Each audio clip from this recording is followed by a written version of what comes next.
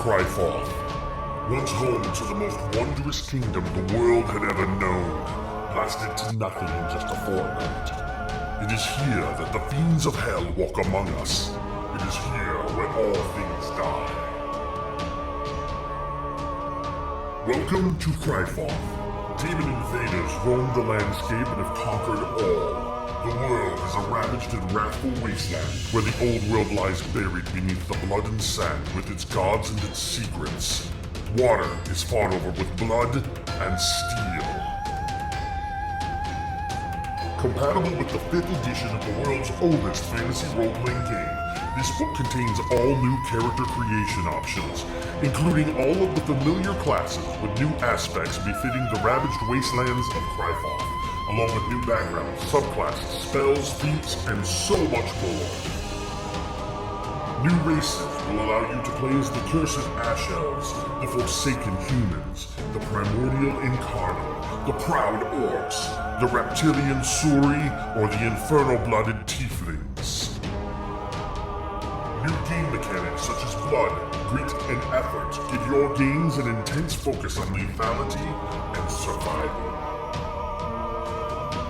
Numerous role tables full of ideas to help bring your games to life.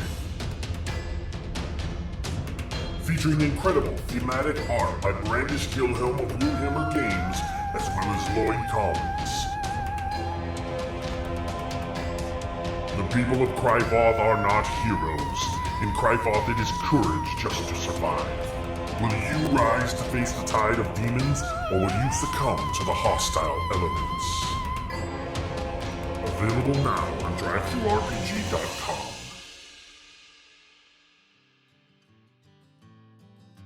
Hi and welcome back to my channel. If you are new here, thank you so much for stopping by and for checking out this particular video. And for my usual followers and subscribers, thank you as well for taking your time today to see what's going on.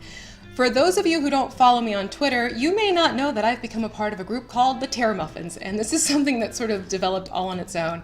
It involves myself and 2 other women. We have Eris from Eris Savad Designs, as well as Kelly the Opera Geek. And basically, we just kind of get up to some crazy antics on Twitter with each other as well as our followers. If you're all on Twitter and you have an account, just use the hashtag TerraMuffins and you'll see what I'm talking about.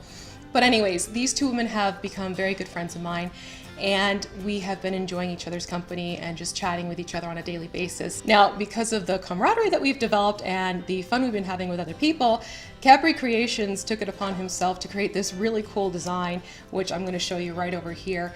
And this is the design that has sort of started this whole thing that's going to be happening. I'm going to explain in a minute. But he was kind enough to create this for us, and he gave us clearance to use it for whatever we'd like to. However, none of us felt comfortable using it as a for-profit, for ourselves type of thing. That's where the idea came to me, where maybe we could do something that's more fundraiser based with it. And to get started, I wanted to go with a cause that is something that is rather close to home. I'm coming upon the 3-year anniversary of losing a close friend to domestic violence. Because of that, I thought it'd be appropriate that we use this particular design and the merchandise that we're offering for it as a means to raise funds to donate to a local charity in my area that helps women who have experienced domestic violence and are trying to get out and trying to improve their lives. So what we thought we'd do is share this with everyone, and from now through the month of October, all sales, the profits are going to be donated to this particular charity. I'm going to have all the information down in the link below so that for those who want to do the research can do the research and decide if this is a facility you feel you'd like to back as well. I completely respect it and I understand that you want to know where your money is going. I do the same thing. But if you would like to help us with this particular cause and support the awareness for domestic violence, please check out all the links down below. It has everything you'll need in there. If you have any questions, you can always find us on Twitter. I'll have all of our ats in the description as well. You can also email me at thecraftingmuse.email@gmail.com. Thank you so much for taking a little bit of time to watch this. I very much appreciate it.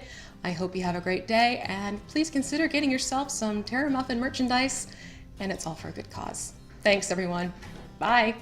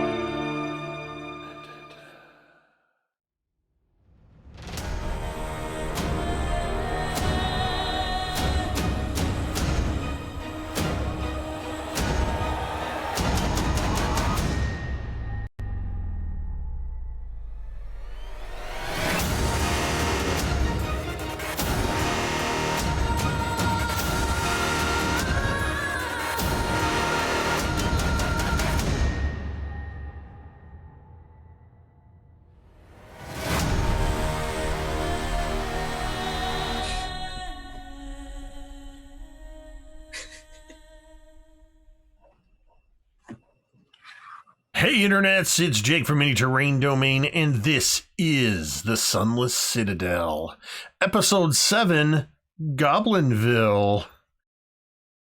We are very excited to be back with you once again on a Thursday night where I am joined by some crafty individuals.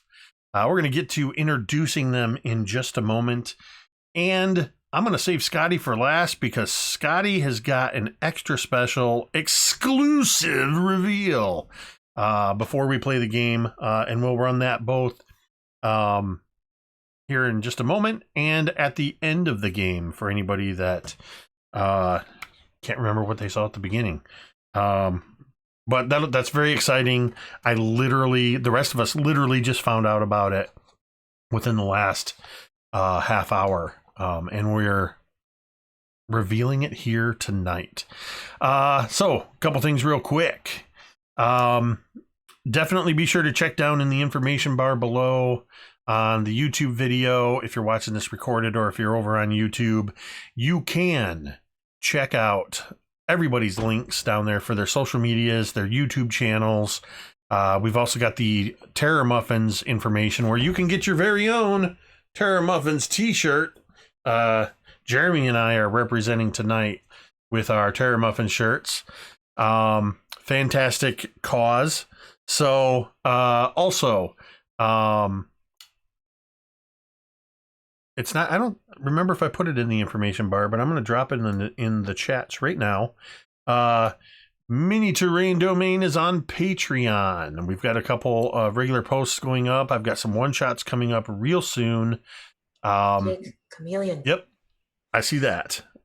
I got some one shots coming up real soon, so patrons will be able to get a hold of some copies of that. And there he is. Pew, pew, pew, pew. It's Chameleon Fam. I'm serious. I have got to make like a special like audio boost thing, dropping $20 in the super chat on YouTube with that bright orange banner. And that means, let's see, you guys have 14 right now. So you are up to 18. So we are going to go from here to here, and from here to here. Because there's also another domain die in there before we even got going on the air. JT D&D DM over on Twitch dropped 500 Graveyard Zombie Rising from the Tombstone Bits. To get you guys another domain die. In this game, we call them Talmud's Salvation. If you're new here, you'll find out why. So I think... Oh, domain dice.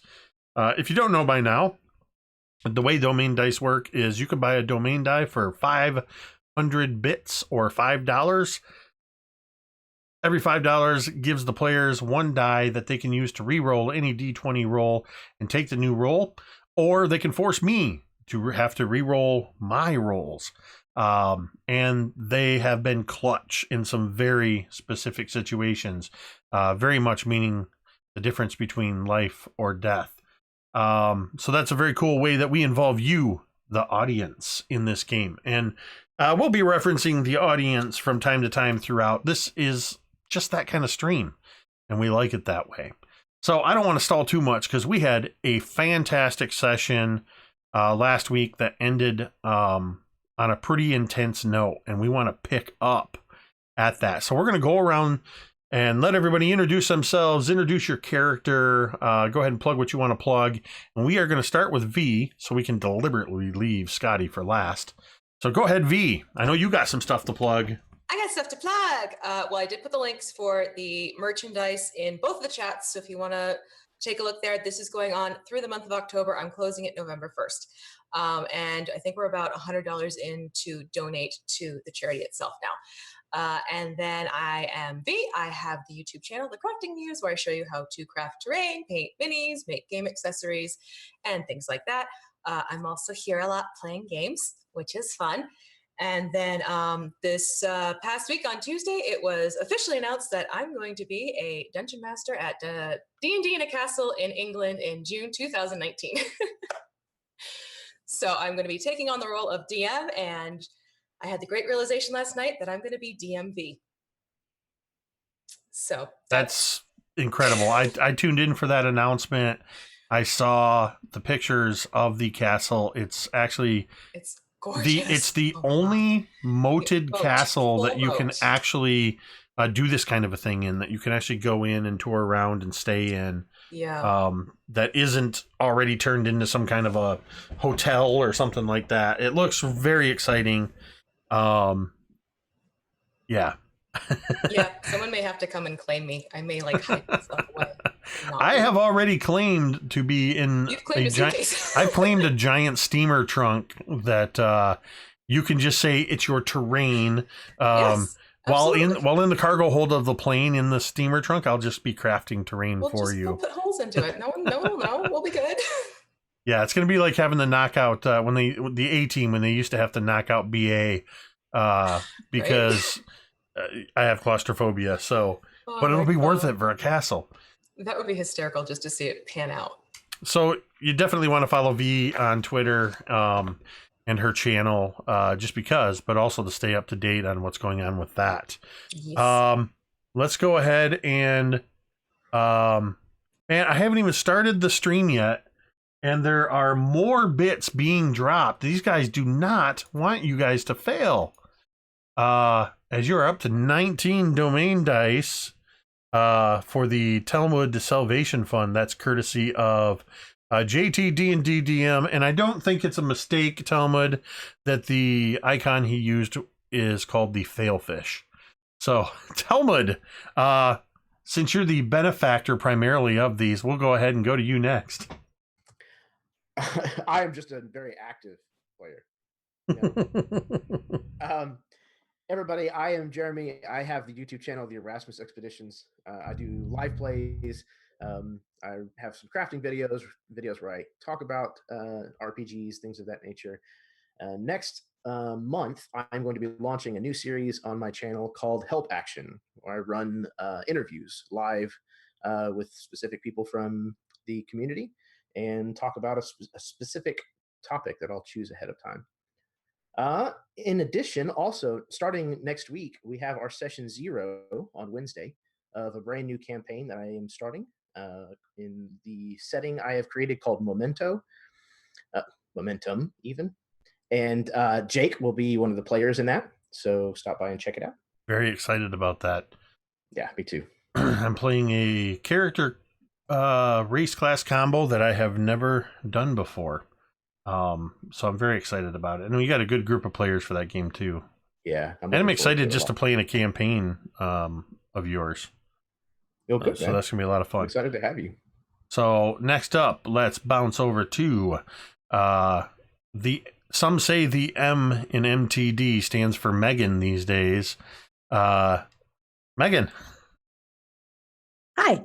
I'm Megan, and when I am not here, which, let's be honest, is never, you can find me on the YouTube channel Dice on Ice, which I am half of that YouTube channel, and also, excuse me, and also half of the publishing company, Dice on Ice, which the beginning little intro for Cryfoth is something that I co-wrote.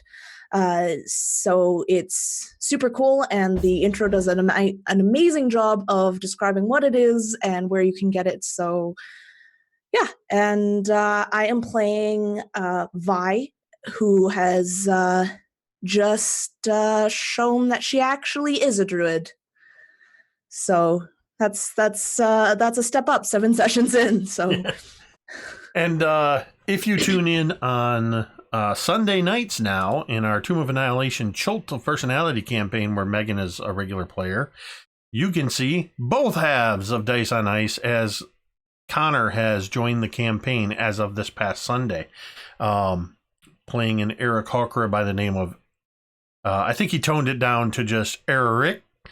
He had some weird bird sounds and stuff he wanted to do in there, and I think if Connor realized it was gimmicky, it was gimmicky. So, but yeah, definitely you can tune in on Sundays to see that. And of course on Mondays, Megan and V are both here with me as a player, while Mike the Piper is our DM and Dwight the Big Bearded Nerd is our other player for our Waterdeep campaign.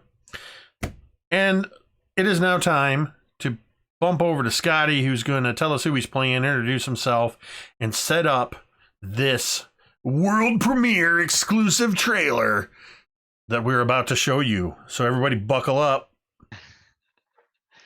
All right, we'll get the all the little information stuff out of the way first. I'm DM Scotty. I have a channel called theDMsCraft, and I like to take trash and make it into treasures for my D&D game and my other games also. But I'm playing Griveth, so he's a paladin. He's a little mixed up, to say the least. And but we're having fun with him, right? Right, guys? Definitely. Especially when he runs in the room. Okay, so yes. So I have a reveal for you guys. I have the shirt on of something that we're going to be, that Gareth from DMG Info and I are going to be starting. And Jake, why don't we have you run the little the promo, and then I'll talk about it for a few seconds. Absolutely. Everybody, grab onto your seats for this world premiere exclusive teaser happening now. Learn the ways of the Game Master, the Dungeon Master, and delve into the minds of the players.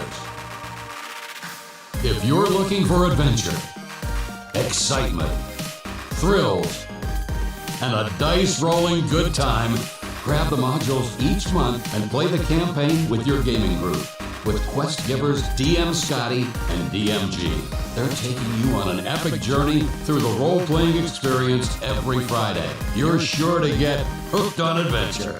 We really liked the idea of creating adventures together, so we thought that'd be a lot of fun to share with you guys. I didn't think this kind of stuff would come out of my brain.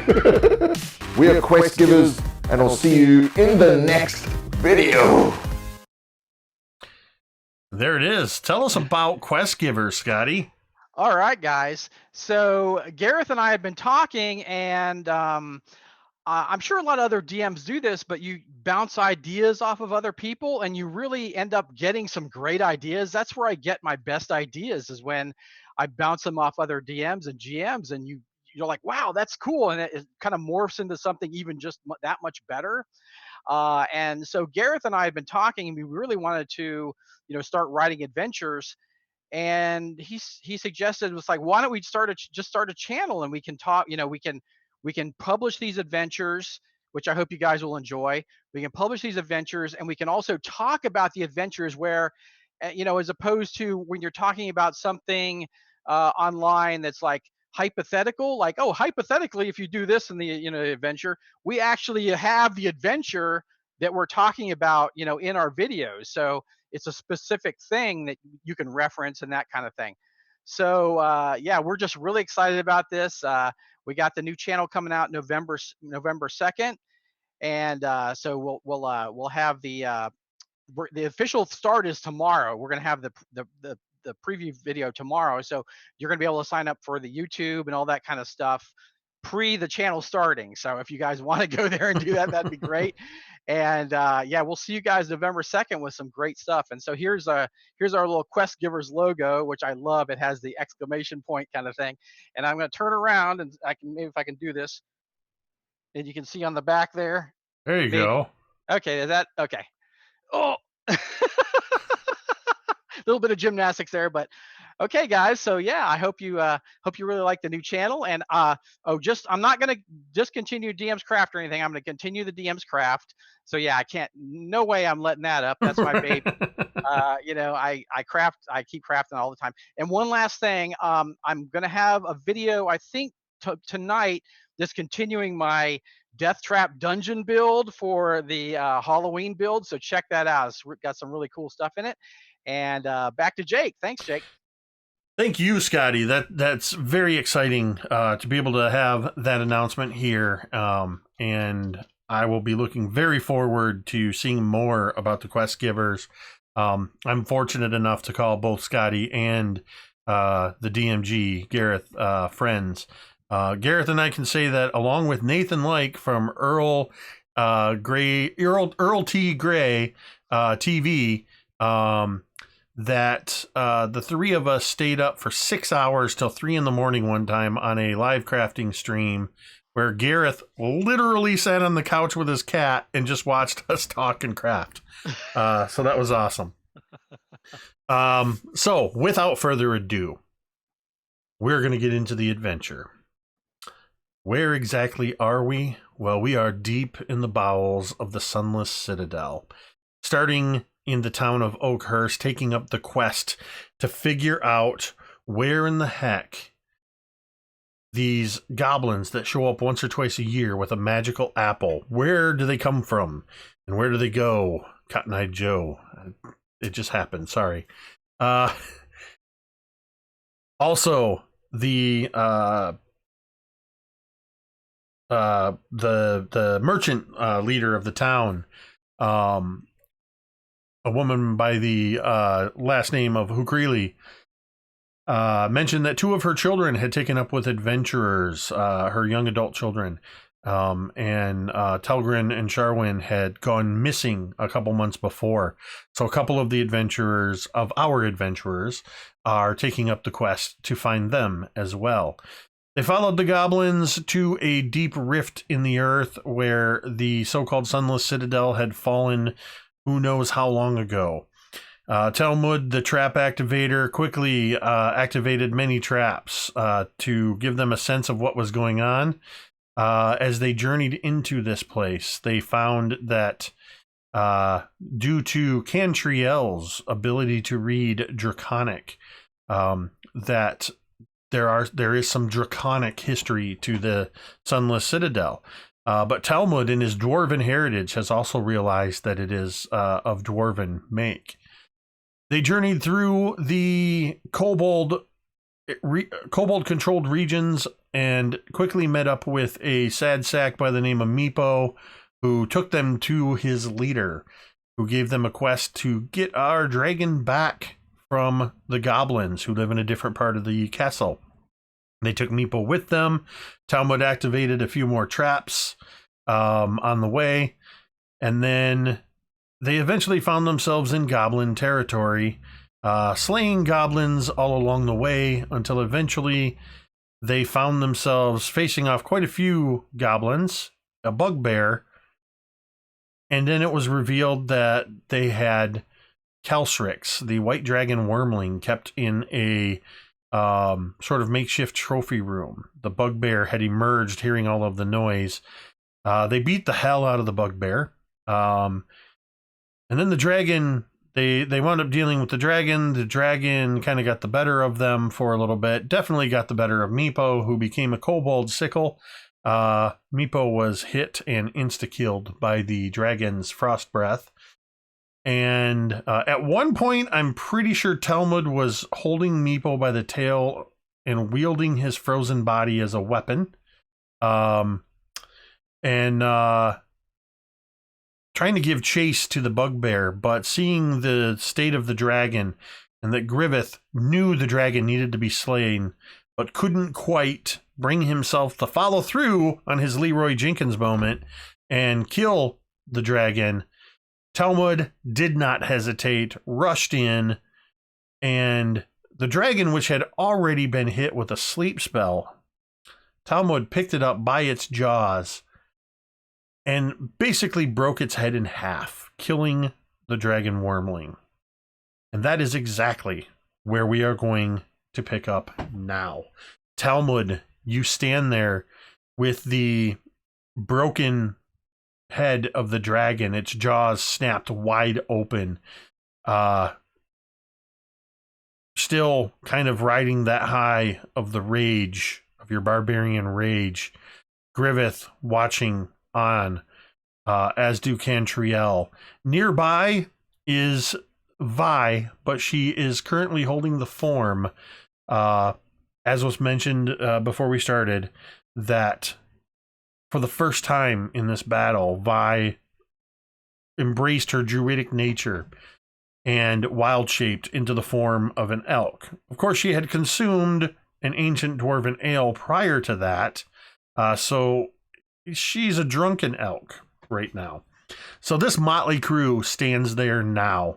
Talmud breathing heavily, frost coating his fingers as he's just killed this dragon.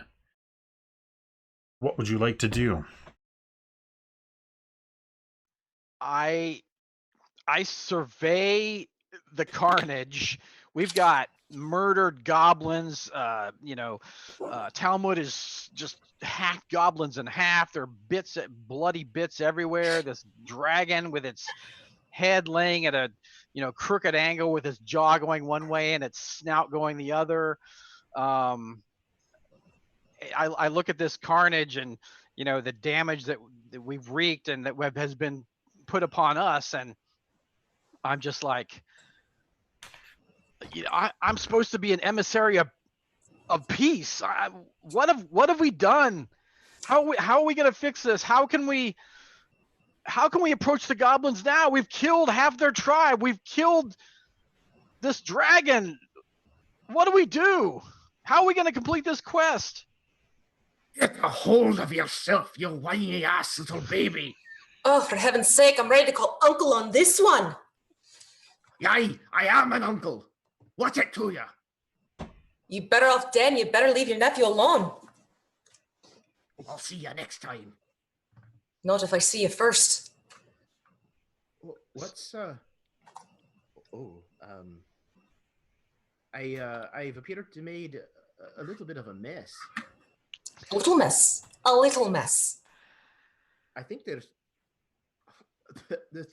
dragon in my mouth. Did you enjoy your amuse-bouche? What happened? You killed the dragon. You snapped his head in twain. Or rather, your uncle snapped his head in twain. Oh. Yeah, oh.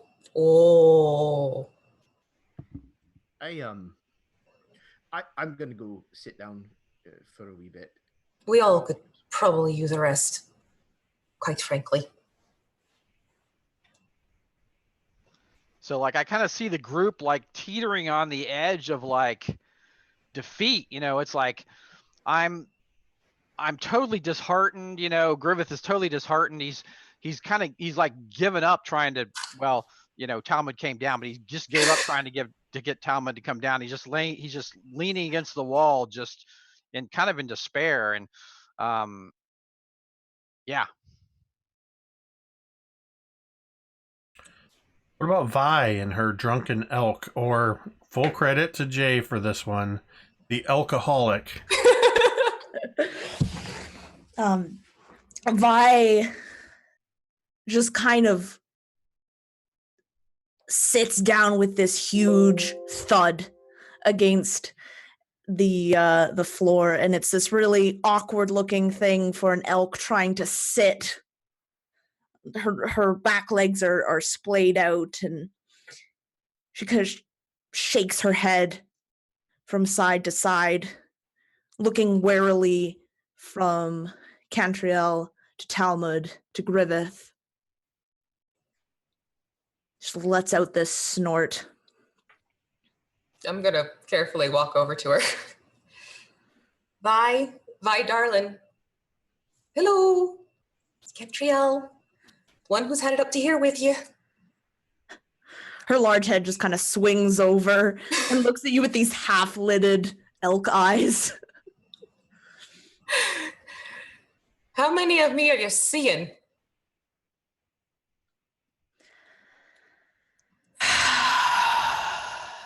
Uh-huh. And you see the elk slowly begin to get smaller and smaller and form into this humanoid shape more and more until the light dissipates and you see Vi just kind of sitting there. She pulls her legs in and she wraps her arms around them. Cantriel's going to sit right down next to her and kind of do like that protective bear hug. I drank quite a bit of that Kiergan back in the Oakhurst, and it didn't do that to me. Because you're a dwarf, you dope. It reacts a slight bit differently on others. Well, then I'll just have to remember that in the future. Yes. The one time you decide to share. It's the only time I was asked. Next time we won't. So, the dragon is dead. We've made enemies with Everyone. everyone in this whole goddamn place, and we lost our guide. Well, aren't you too proud of yourselves? Gentlemen. I have failed. I have failed.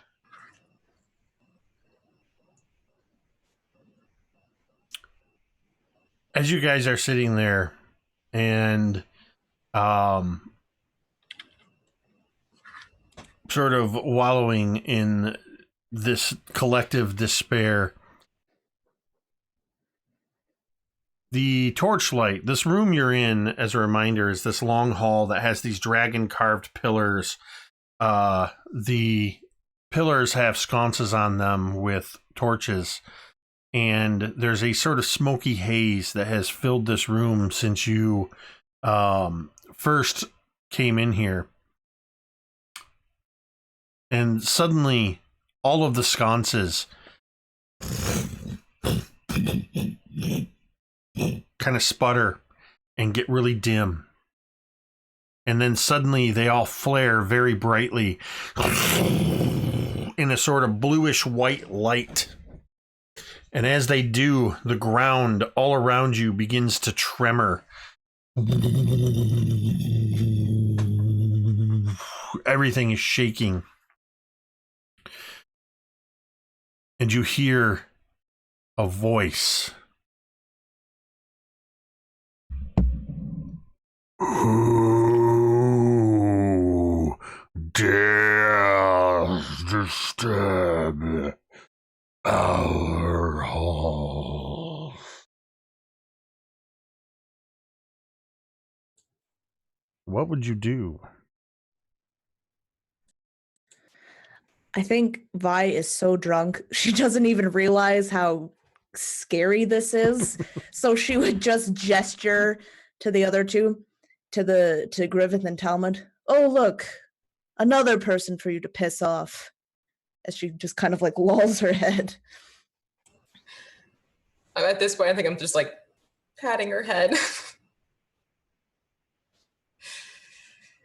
Well, it seems we've made a new friend. Again. Do you see a source of this voice, or is it just kind of disembodied? It seems like it's coming from everywhere. Give me a perception check. Everybody? Anybody who might be looking around at the sound of this. Got a 17.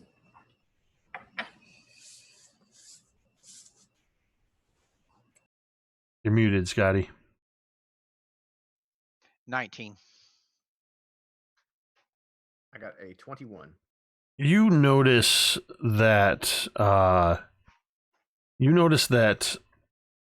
the far door to the west, the one through which the 4 goblin warriors had come out and stood until they were slain, whose bodies now lay dead and mutilated at the base of this door. The door is cracked open a little bit, and you can just make out through the flaring firelight of the torches and the sconces a couple of beady eyes and a hand kind of reaching out into the room, gesturing, as you hear again, "Why are you here? Pay no attention to the person behind the door. Why are you here?" So when you say a hand sticking out and gesticulating, are we talking about like a humanoid-sized hand, or? Based on where you are and took down the dragon, you are about close to 50 feet away, so it's a little difficult to tell. You see an arm and a sleeve, kind of. You're just too far away to really be able to tell. But the hand's not like the size of a person or anything. I think with your perception check, it is about 2.5 feet off the floor. Oh, okay, I see. I was talking about the actual hand. Making sure it wasn't like a large... Oh, no, it's not gigantic. It's pretty small. Cool, okay. Talmud is actually going to try to move towards where the hinges of the door are and kind of stalk that direction. Why are you... Wait. Where are you going? Stop. No. Don't. And then all of a sudden, all the sconces just kind of go back to normal. And the voice just kind of cuts out. And you hear from across the room just this.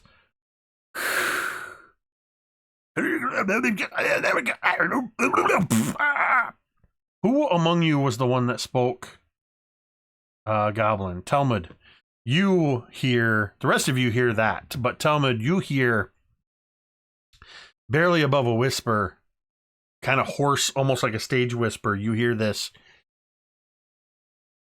I think they saw me. Stay here. I will go out and deal with this. And then the door opens. And a goblin steps into the room and closes the door. This goblin is incredibly old. It's shriveled. Its ears are filled with a variety of gold, silver, and copper earrings that weigh the giant ears down as they sag. It wears kind of tattered robes. It carries a staff that it seems to be less of an affectation and more of a need to help keep itself upright. As it takes a couple steps and it looks down at the dead goblin bodies around its feet, and it looks over partway through the room at the sprays of blood and pieces of the pieces of goblin that are in this room. And then it seems to kind of peer around, though it doesn't really need to, because the dead dragon is quite large and easily visible as it looks across the room at you all. You do this? Hello. And this is in common. Be here. Why be you here? Funny story, that one. We were looking for someone and encountered others and decided we'd try to take on a few more things and clearly we could handle. And long of the short is, yes, hi. The dragon is dead thanks to some decisions we've made. Persuasion check, please. Okay. 15.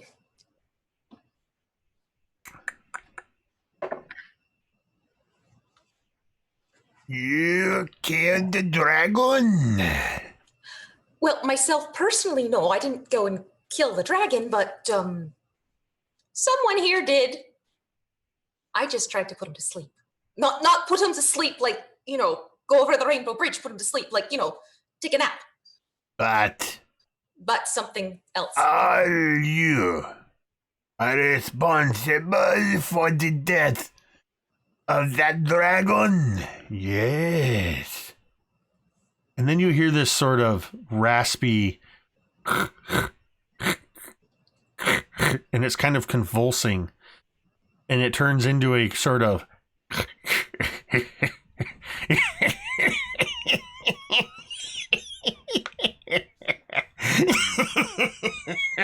Bernard is going to hate you for that.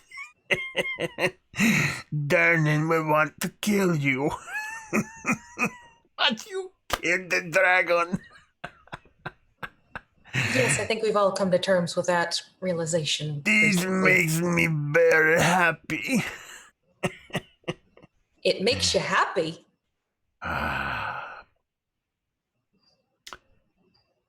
And then the laughter sort of stops as the figure looks around again at the dead goblins around it. Do you do this too? No, no, no. You see, it was a jerk, an uncle, and an elk who ran through here, and they killed everything you see. And I promise you that's not a bad joke she's giving you. Deception. Both I mean, of please us give are- me a deception check. I don't know why I'm just suddenly calling out skills. Do I do Deception. that? How about advantage? Because I'm sitting right next to her. There was something about being intoxicated and charisma. I can't. Oh, yes. You Oh, get yes, advantage it jumped checks up, on yeah. charisma because you got disadvantage on your dexterity, Yeah. but advantage on your charisma. Excellent. Maybe she even believes it herself. Oh. I'm going to use a inspiration. Inspiration or a domain die? Inspiration. Okay. Yeah. Okay. Oops. Well, no, that's a 2. So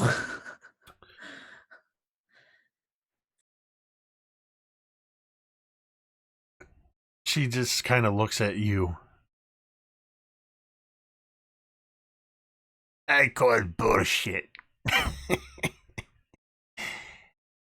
There is no need to lie. These are gobos.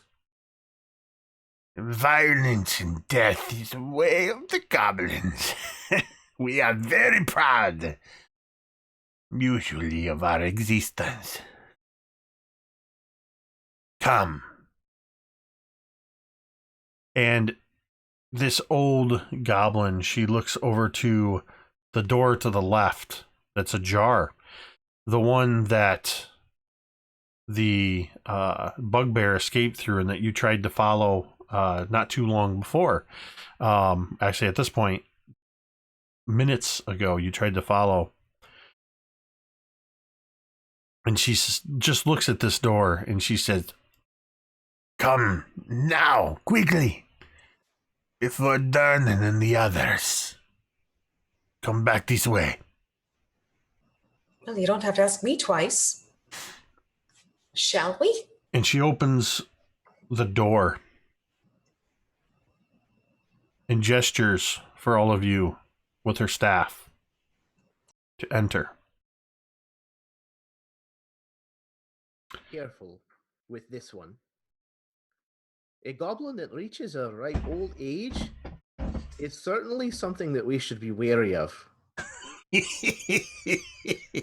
You are not wrong about this, dwarf. But I am the least of your problems today. Give me insight.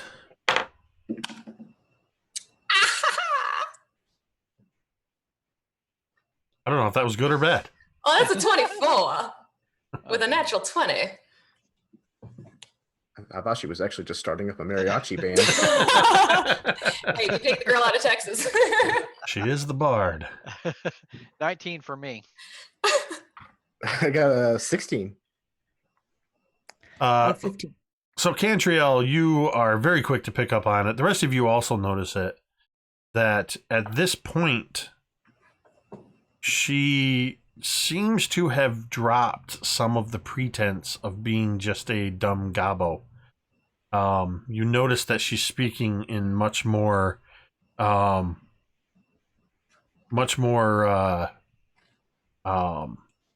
clear and concise common. She still has the harsh goblin voice about her, but, well, there's not a whole lot she can do about that. But she's standing there, holding the door open and gesturing inside. What would you like to do?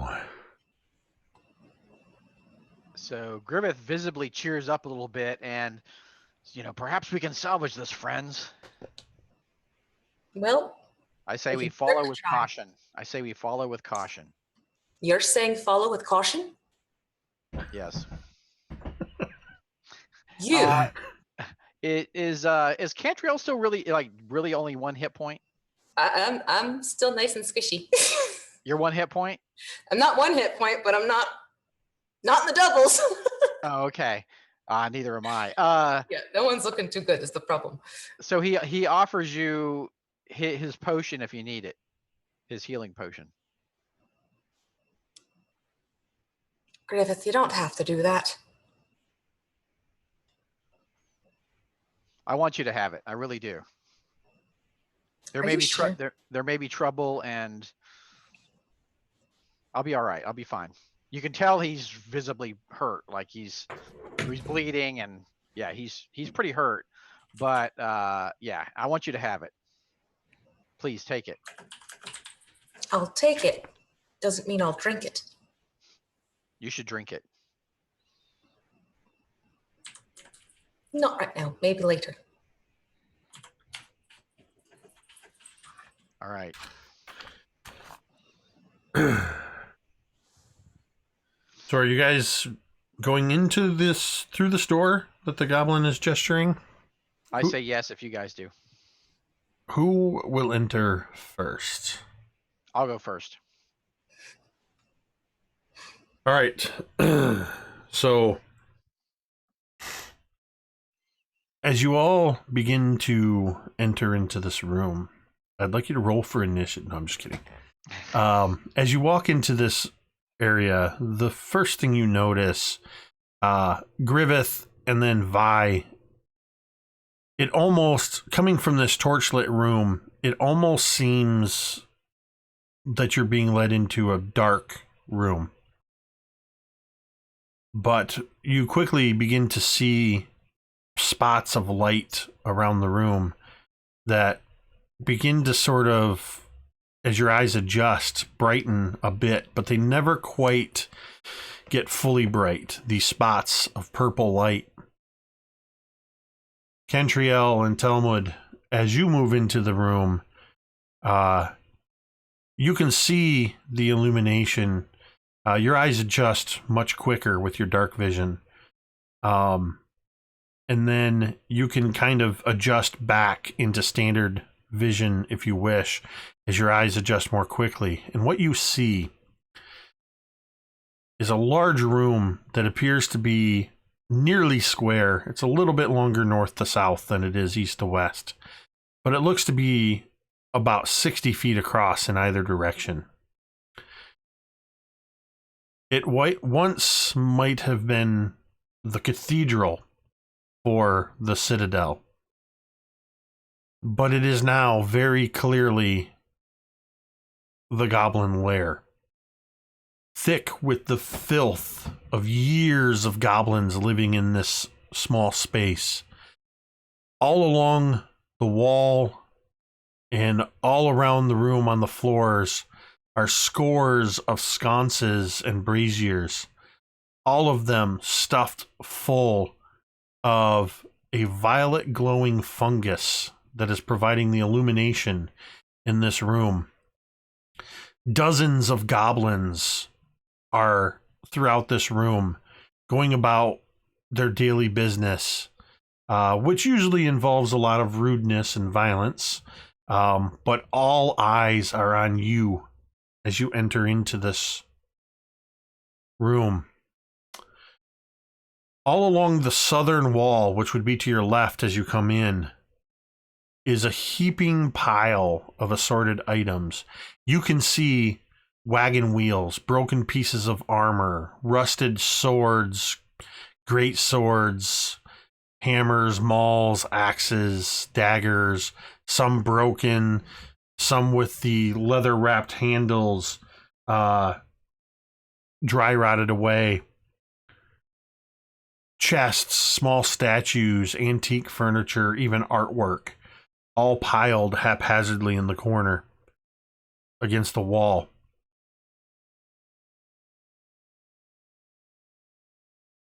As you enter this room with dozens of goblins staring at you, you can see that there are a handful at best of goblins that appear that they might be capable warriors. The rest that you see are either scrawny or small goblin children, or are scrawny goblins that small goblin children are cowering behind. The door closes. You can see that this room, on the far side of this room, what would be the northernmost corner, and where you entered is more or less in the middle of the room, from the east. The northernmost wall has a door in the middle of it. And the entire northwest corner of this room as is actually the curving of a curved wall of a tower, much like the same size as the one that Talmud, you'll remember rushing to the door in the side of this and suddenly falling into a pit. But you can see a door on this wall as well. The door shuts behind you, and this elderly goblin woman says, "Welcome to Goblinville. Come, over here, and please keep your mouths quiet. Voices tend to carry." And then in Goblin, she...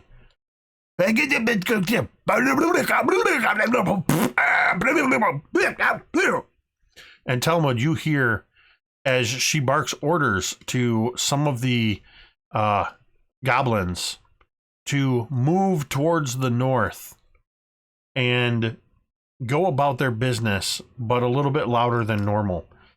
And you watch as these goblins shift towards the two northernmost doors, and they go about their rudeness and their violence, and much of their job of which seems to be breaking things, trying to put things together in new and interesting ways.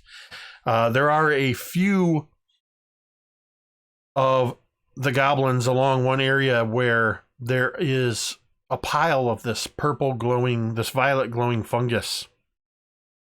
And a couple of the goblins have cleavers, and they're chopping it up, dicing it. And some of the children are gathered around. In addition to providing light, this also seems to be a source of food as well. And Vi, I wouldn't even make you make any kind of survival check. I think with as long as you've been living out around Oakhurst and in nature, you know this to be true, that there are numerous fungi and other plants that have medicinal properties as well as nutritional or other things like that. Once setting these goblins about their business, and all around the room, you can hear, especially over by the door, you hear lots of,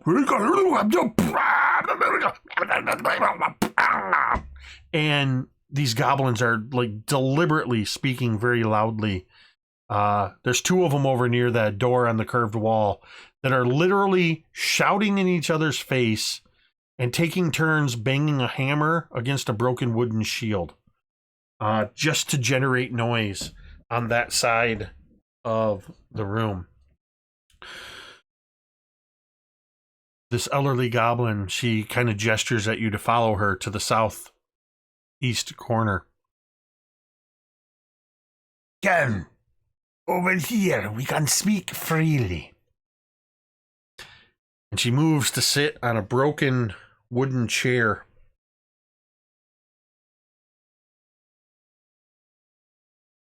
Settling her weary bones down.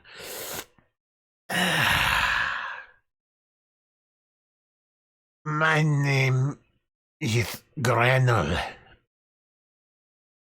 And this is my goblin tribe. Please, who are you?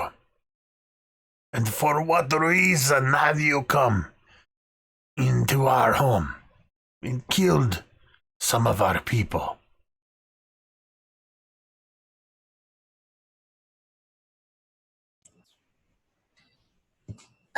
Well, Grenl, my name's Cantriel, and my companions and I initially came here to try and find some errant young adults who've come exploring and they hadn't returned back to the village yet. So we were hoping we could maybe find them, but then of course one thing has led to the other, and initially it was to get the dragon back to the kobolds, maybe. But obviously things have escalated a little bit more than we anticipated. You are working for the kobold scum. Not technically, because we weren't exactly planning on following through.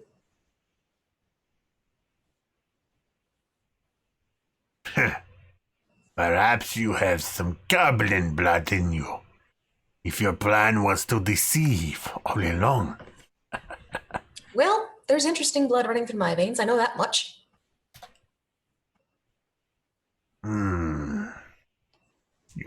You say you came here looking for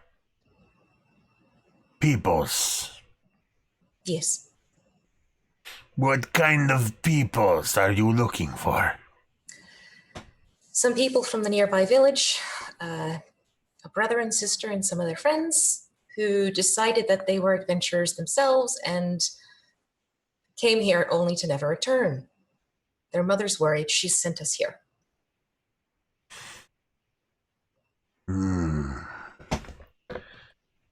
How many of these people were there?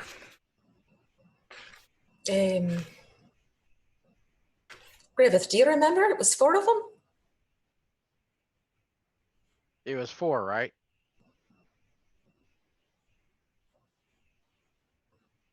I don't remember if they were actually said. There were 4 or 5.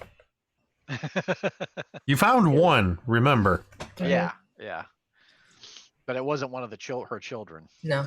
That is correct. I don't remember the name of the one you found. They had a signet ring. Oh, I have it written down somewhere. Said what their name was. Why are your warriors so few?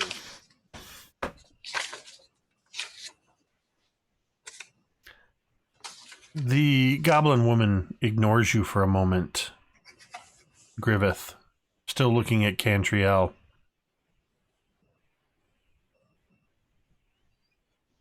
We captured peoples a couple of months ago.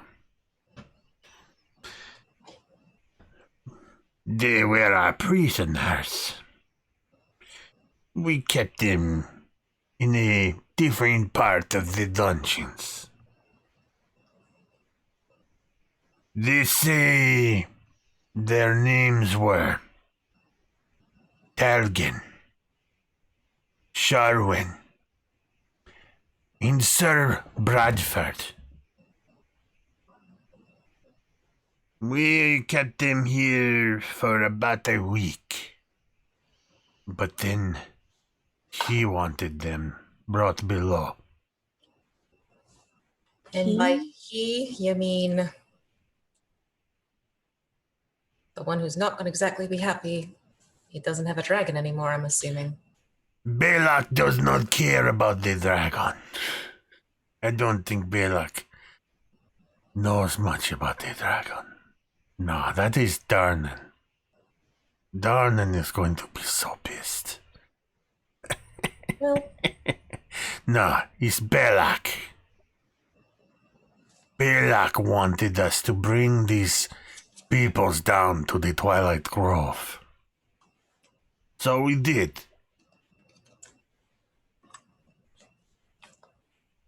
A grove. Talmud kind of looks over at Vi and like nudges her with his like huge elbow. That's where the plants grew. Yes, I think she knows that. She is a goblin, but oh, yes, the grove. I don't suppose you have much of an idea as to what's happened to them now that they're in the Twilight Grove?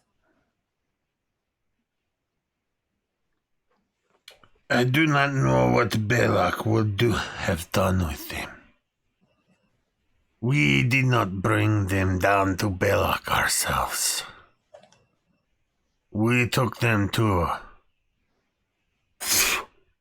Darnan and his hobgoblins. Lovely. This Darnan, the one who you are sure to have angered.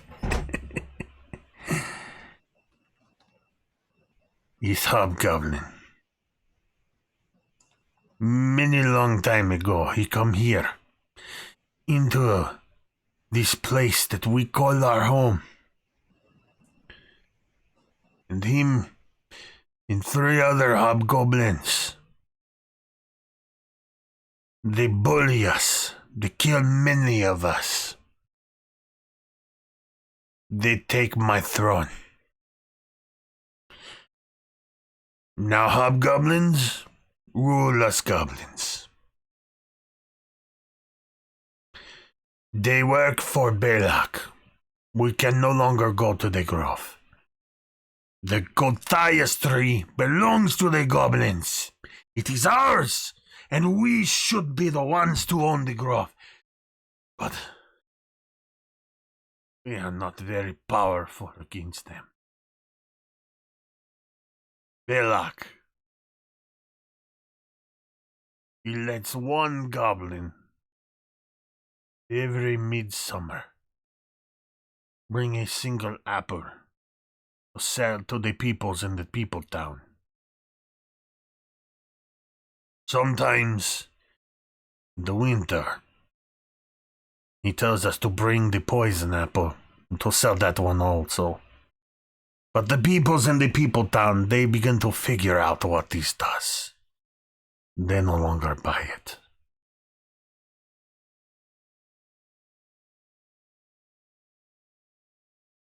Well, this just gets better and better. Do you get the money that the people give the goblin? Or do you have to give it to Belak? Belak does not care about the monies. Darnan and his hobgoblins, they take the monies. You look around. We are only allowed once in a while to go down from here into the grove. And there is, from there, is passage to the Underdark. We forage in there a bit. It's where we get the purple fungus that lets us see better, and that we eat when we can't find other suitable meats. But how that dragon will feed us all. You have done us a wonderful service. More so than you know. Dragon for delivery? But here is the thing. I need you to do a thing for me.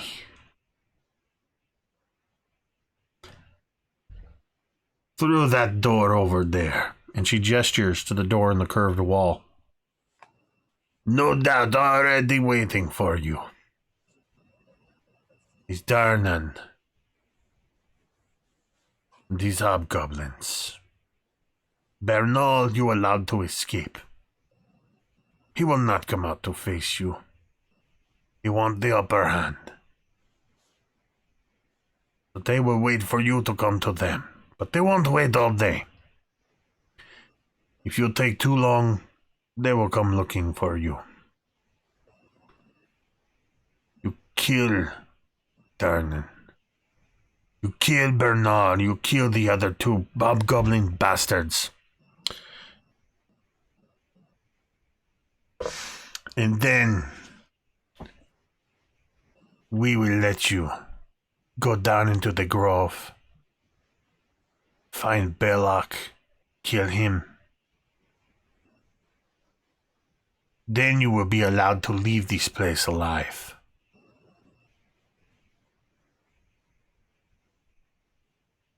If we free your people from this scourge, will you offer to bring us the apple every year as a gift, as a token of friendship?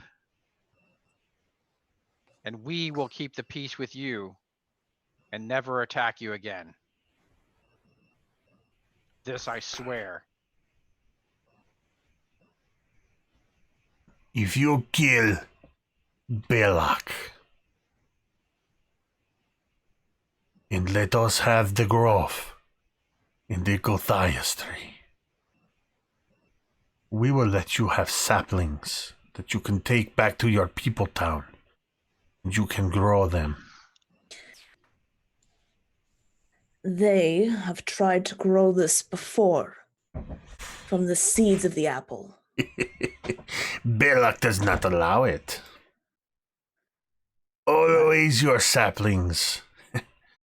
Always your saplings. They are stolen, yes? That is what they think, yes. They are wrong. While Belloc is in control, the Gothias tree, it is corrupted. And the seeds do not grow trees.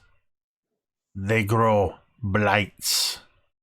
Monstrous little living saplings with needle-like fingers and teeth that get you and bite you and poke you and kill you. But you give us our Gothias tree, and we will give you saplings that will not become twig blights. You will grow all the magic apples you can eat. What or who is this Belloc character? Belloc. He is an evil man. An old human, but he's a spellcaster. I think they call them druid.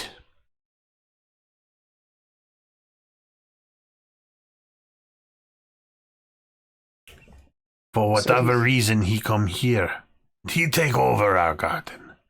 He take over our Gothias tree. You said he's a man. He is a man. That's an interesting.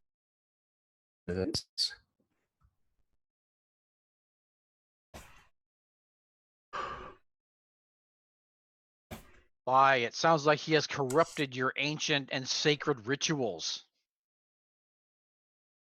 Yes. That is exactly what he has done.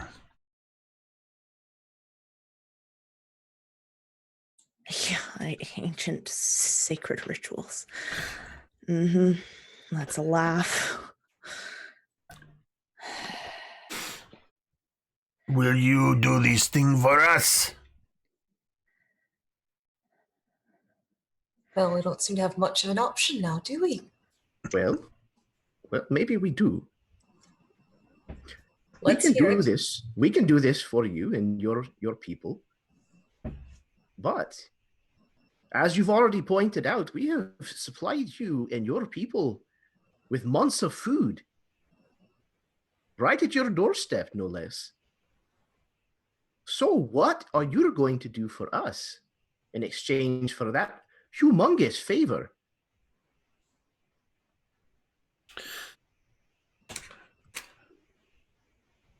Make a persuasion check.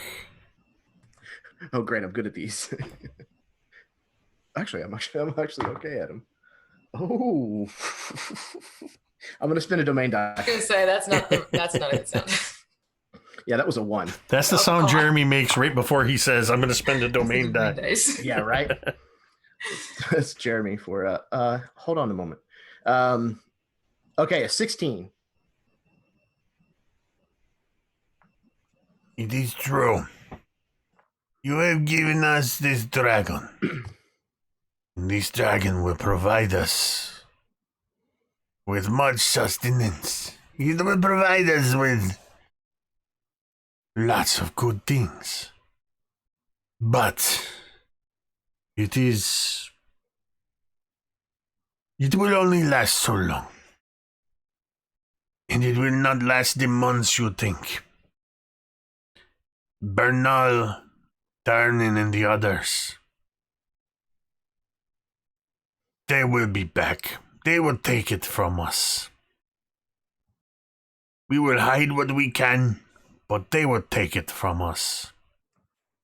But not if we stop them. Look, that's what I asked you to do in the first place. And your people have fought. Your people and my people have fought for a long time. You like to burrow, to dig, to find unseen ways in and out of everywhere you build. Surely there is something that you can tell us about that will help us help you.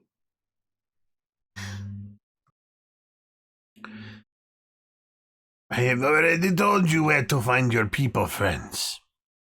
I have already told you about the Gothias tree in the Twilight Grove. I have promised to give you saplings to raise apples of your own. I have also told you that we do not be allowed to go down there for a long time. There is little much more I can tell you. Who knows what Balak has done down there?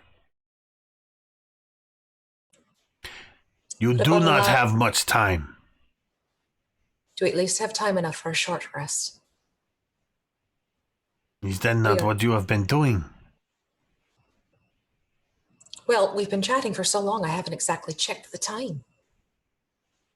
Or at least some time to sleep. To rest. Rest our bones before we take this task.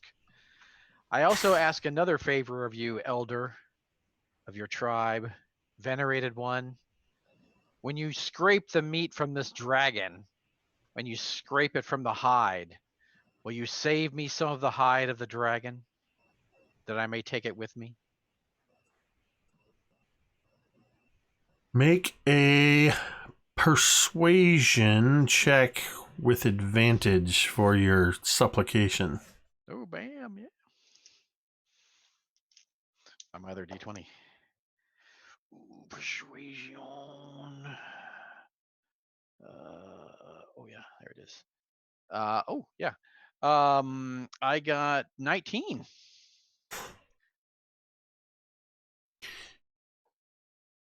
I will instruct my butchers to leave you some dragon hide. Thank you, wise one. I am afraid it is unlikely you will be able to rest here for much longer. I would allow this to happen, but Darnan and Bernal, they will come here soon looking for you. You must either find somewhere else to rest, or you must go face them.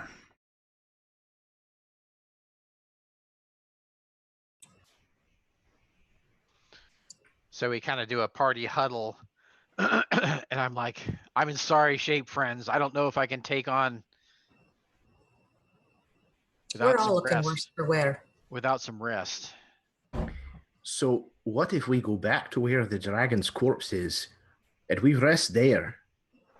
Surely eventually they'll come looking, and maybe they'll come looking there, and we just lie in wait. That is a solid plan, Talmud.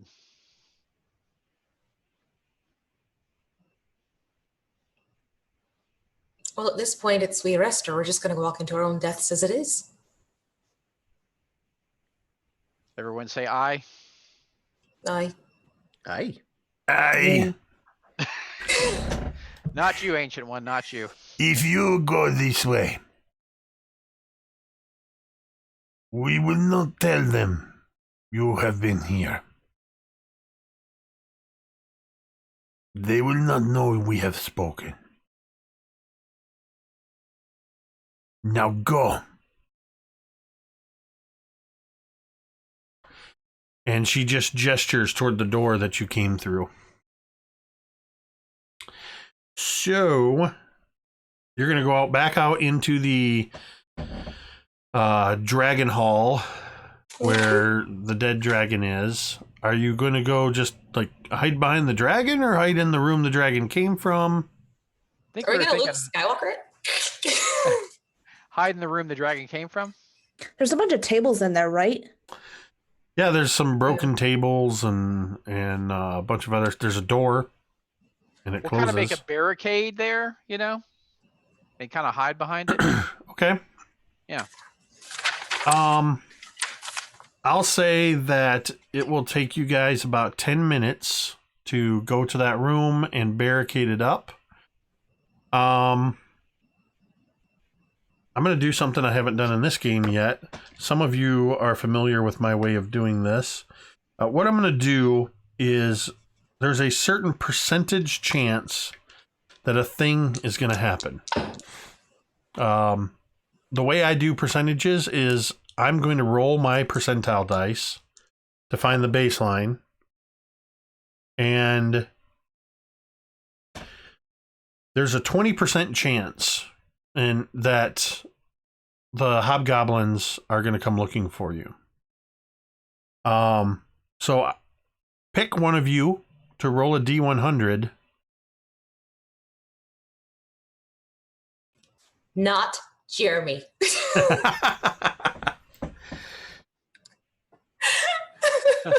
All right, you do it, V. Oh, right. So we can blame you. Oh, no, did I say that? No. Well, here's to hoping my other character influences this one. How's that? 40.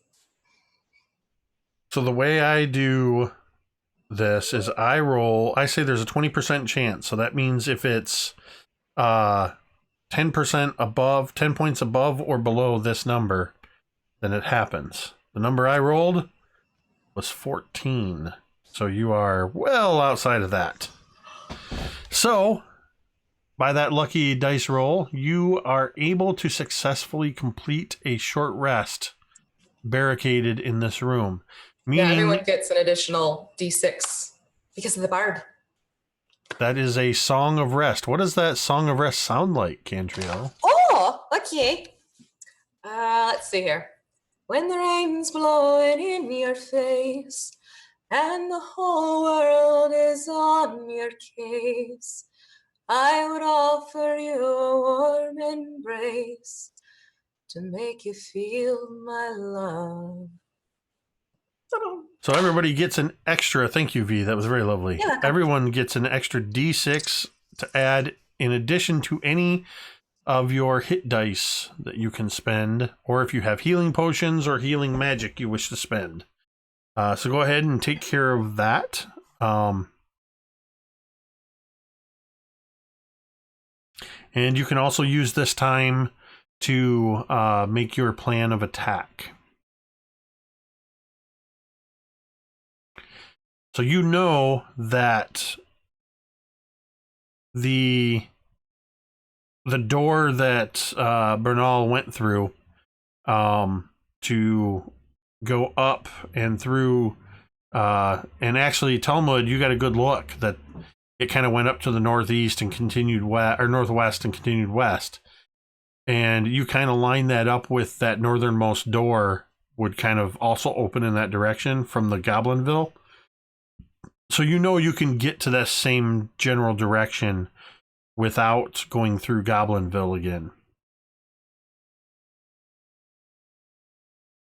I would actually say, Talmud, because of your dwarven ancestry and having recognized all of these structures, when you guys first came down here, you could see all the way across the ruins that there was another tower far to the northwest, and you would realize that you have made your way through to the northwest portion. That's probably what this is the tower that was visible across the ruins. So what would you like to do?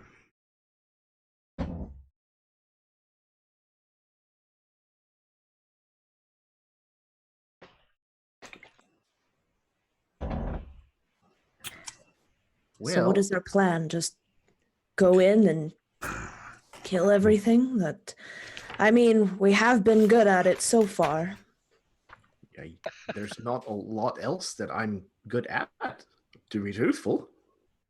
Well, more your uncle than you. That's not fair.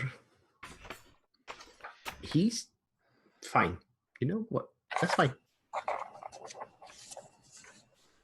I don't suppose your uncle would come out for a visit, would he? For this? Now you're wanting Uncle Orlok to come back. Well, considering what we're going to be facing, he'd probably get a lot of joy out of seeing their faces and slitting their throats for all we know. It definitely sounds like Uncle Orlok. Well, it may be in our favor because hobgoblins are very tactically minded. I have fought them many times as soldiers, and they like to follow orders and follow a rigid hierarchy. And something chaotic, like our friend here, may throw confusion into their ranks and disorient them. So I think that our friend may be the perfect distraction we need to complete this task. You use that word an awful lot like bait. Don't forget that Bernal is a bugbear. Bernal's the one that you fought that emerged from this room, but that you've been told the others are hobgoblins. Right. Also, would you guys have, while you were in this room, would you have kind of checked it out, looked around? Yeah, casually looking around and that kind of thing. So no rolls necessary because you've got an hour that you guys are chilling out in here. The table behind which you initially saw Kelserix kind of hiding behind, you see that it looks almost like it had formed a sort of nest back there. And it looks as if the dragon had gone through the room and gathered anything of value and started to create its own little hoard in this corner of the room. So you find a jade figurine that looks to be worth about 20 gold pieces. A crystal goblet worth about 5 gold pieces. 24 pieces of fine silverware, knives, forks, spoons, worth about a gold piece each. And then I am going to have you guys roll investigation just to see who discovers this next thing. Bai's not even looking. Or you didn't roll good. Both. I got an 11. 12 for Griveth. With a -1 to my investigation, that's a 16. Jump back, everybody. Then it's fitting, Talmud, that you should find this. Real quick, Vi, I would like a constitution check from you.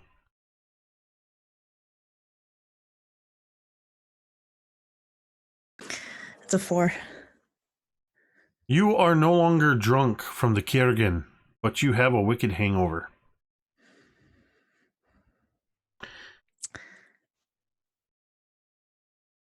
I can just imagine she's just like, just kind of in the corner. Well, not in the corner, but behind our barricade, sitting,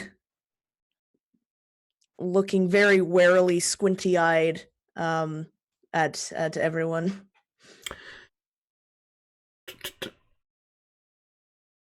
And so let's come to the thing that you found, Talmud. You have found a scroll case that is made of carved bone. It's decorated in a sort of dwarven scrimshaw with very intricate designs with that sort of dwarven angularness all around this bone scroll case. Runes in the dwarvish alphabet spell out the word Kundrukar.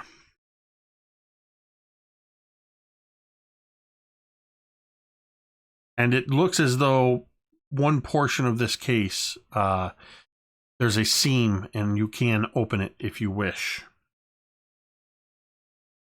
Does Kundrukar translate to anything? It does not translate to anything. It appears to be a name of something. Of what, you don't know. Talmud's going to kind of hold this up to the rest of the group. Look what I found. It's dwarven. This is fairly certain. This is made of bone. You're the dwarf. What is it?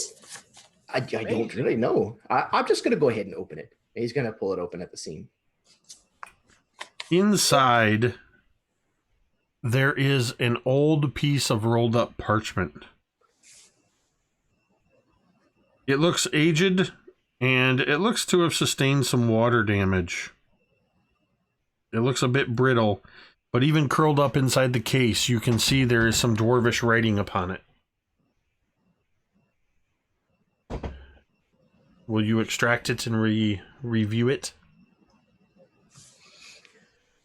Yeah, he's going to kind of gently pull it out of this bone case, kind of set the bone case down, and kind of look the scroll over to see if it's sealed with anything, any other kind of markings, anything like that on the outside before he opens the scroll.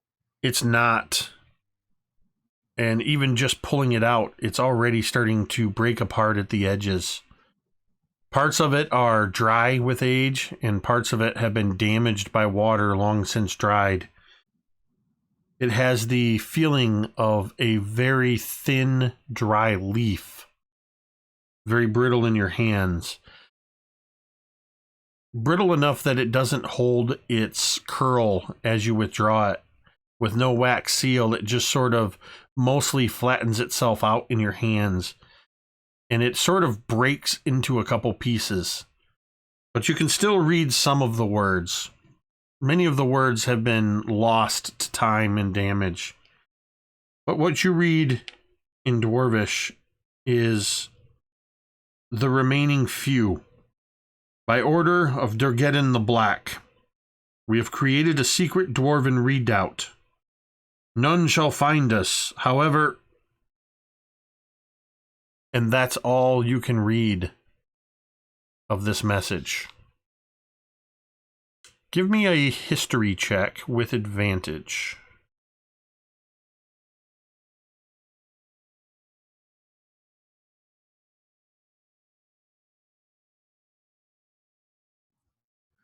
Okay, history is going to be a 12 total. You do not recognize this name, Durgeddon the Black. You don't know what Kundrukar is. It predates any historical dwarvish knowledge that you have, even from stories handed down in your family.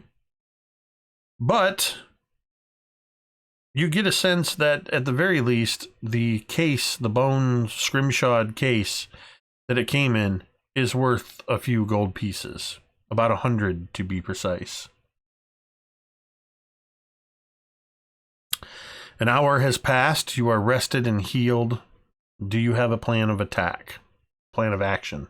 So I talked to Talmud for a second, and it seems from what you're saying that possibly there was maybe there's the scroll is mentioning some kind of secret passage or secret way we could go. I know you've said you don't know yourself what it means, but I have a question for you, Talmud. Could you call on your ancestor and possibly their ancestor could help us with this, figuring out what this means, and maybe it could get us in a secret way to where we need to go. Can you call your family, your ancestors, your spirits? Well, they're not so much at my beck and call. I can certainly attempt to do so, but it does involve me giving over control. We can hold you all down. We could all hold you down. As fun as that sounds, I'm not really sure that I don't know that I can do it more than a single time until I spend considerable more time resting. Certainly doesn't seem like something that boosts your energy levels, that's for sure. No, it is taxing, to say the least. I understand that, but if we could do this, if we could somehow do this, we might get the jump on these. That critical surprise could be the thing that wins us the battle. Or lose us the battle. Can you do this? Maybe. I'm not certain if it would even help. And as I said, if I do it for this cause, I'm not sure that I'll have it available if we have to, or once we have to face these hobgoblins.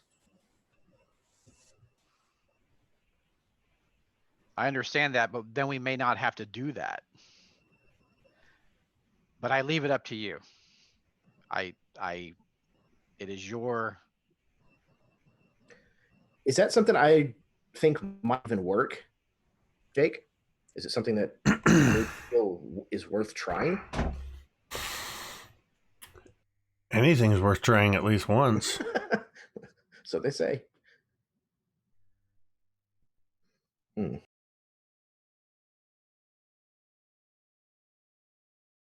I would say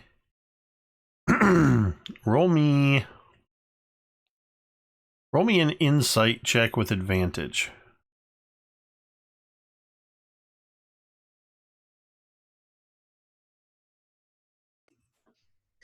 That's a 6 total. Oh, re-roll it. You gonna domain die that, Talmud? You gonna Talmud die that? Yeah. Yeah. Oh, there we go. That's a nat 20. Something about the way in which Griveth is explaining this and pleading to you about this. There's something in his voice that seems to penetrate into your brain. And you can sort of see as you're trying to figure out if this is even possible, if you can even contact these ancestors. You have these sort of flashes of memory as you have gone into these rage states. You sort of lose awareness of who you are. but you suddenly, in this moment, you remember flashes of old Uncle Orlock, of others on the periphery,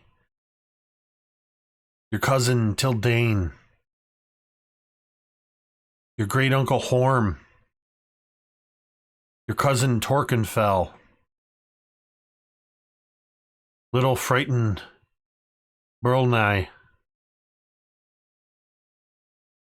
and the always joyful, especially in the midst of a fight, Thanergos. But it's Horm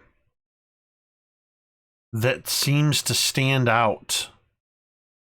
And you feel that if you concentrate and can get yourself into that state that brings them to the surface, you might be able to tap into Great Uncle Horm's stoic intelligence.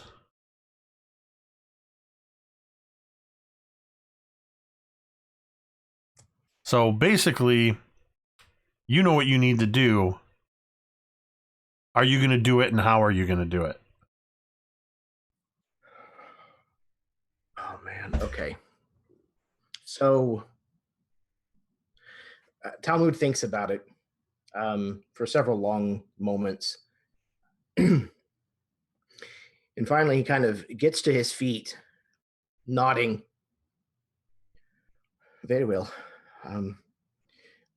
Very well. I think maybe there's someone that that I can bring forward for the asking. I hope this works. He brings Gerta up and then brings the pommel of it straight down on the top of his foot. And he screams and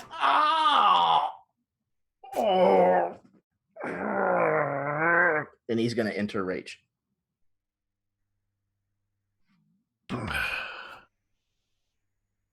What does it look like to the others as the spirit of your ancestor, Great Uncle Horm, rises to the surface, having just slammed Gerta on your foot? So these tattoos that cover a large part of Talmud's body, his arms and his face, different ones of them begin to kind of glow and radiate energy from what we've seen so far. And these actually kind of come out of his body and form like spectral looking plate armor that's emblazoned with the holy symbol of Moradin, this hammer in front of an anvil. And Talmud's beard kind of takes on this kind of wizened, almost white color all the way down. And his posture kind of straightens up and his shoulders roll back. His chest kind of puffs out a bit. And he looks around with his eyes glowing. What year is it?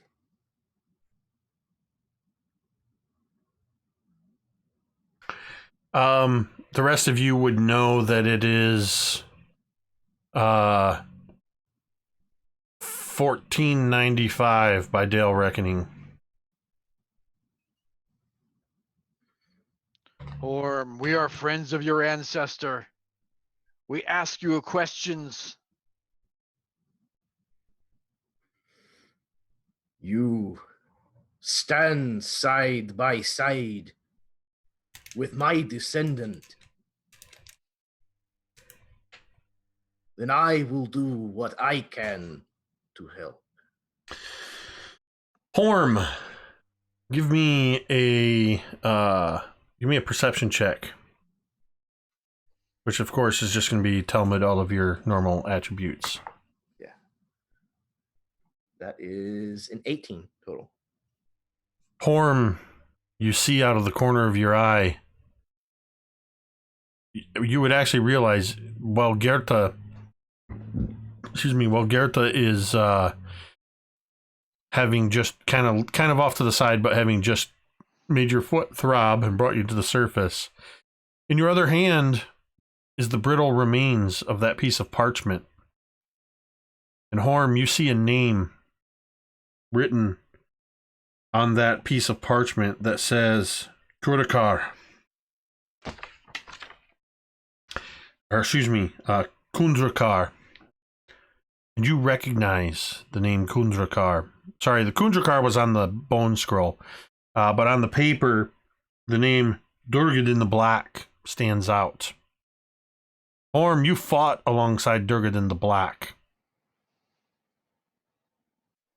He was called Durgadin the Black for his jet black hair and beard, despite the fact that he was well into his 300th year.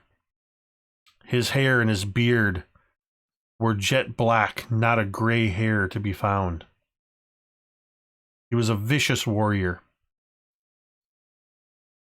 But long ago, he came across some incredible opposition, and his forces had to disappear.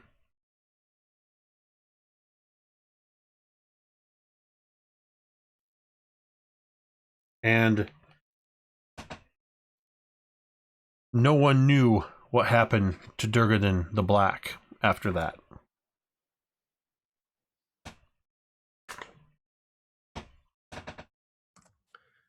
So, Great Uncle Horm relays this information that he had fought beside this dwarf as he's kind of staring down at this brittle piece of paper. What did the papers say?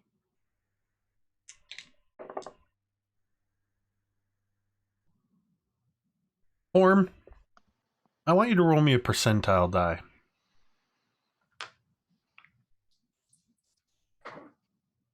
75. Let's see, that would be... That's enough. Horm, you see these words written on this piece of parchment.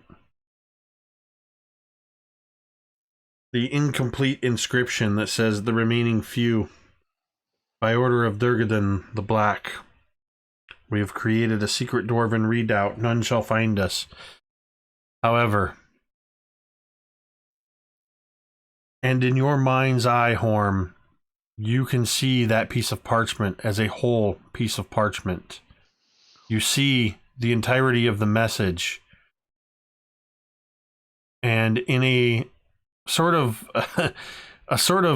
Inception-like memory within an ancestral possession, Horms, you see the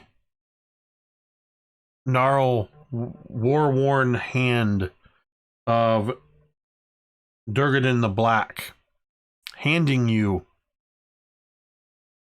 this piece of parchment. The message saying in whole, our forces have been routed. The orc hordes are overcoming all of us. If we are to be successful in the long game, I must look after the remaining few. By order of Durgadin the Black, we have created a secret dwarven redoubt. None shall find us. However, if you look for the ancient dwarven stronghold of Kundrakar,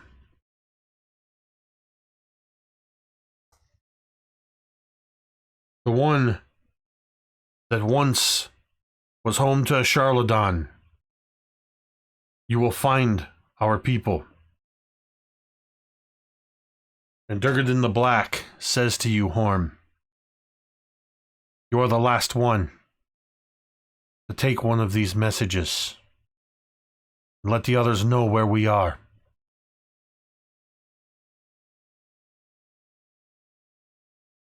And you grip Durgadin the Black's hand, your brother in arms.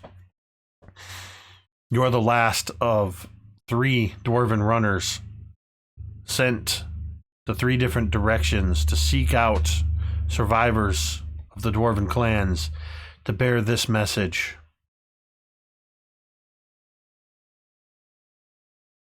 And the last thing you faintly remember is climbing out of the sunken ruins of the Sunless Citadel. Climbing to the surface, this piece of parchment in your hand, as you look at it one last time. And the last thing you see is the flaming black orc arrow that pierces through the parchment, setting it afire as it pierces into your heart. And your lifeless body falls backwards into the chasm of the Sunless Citadel. You, Horm, never successfully delivered this message. And that's what you know, Horm.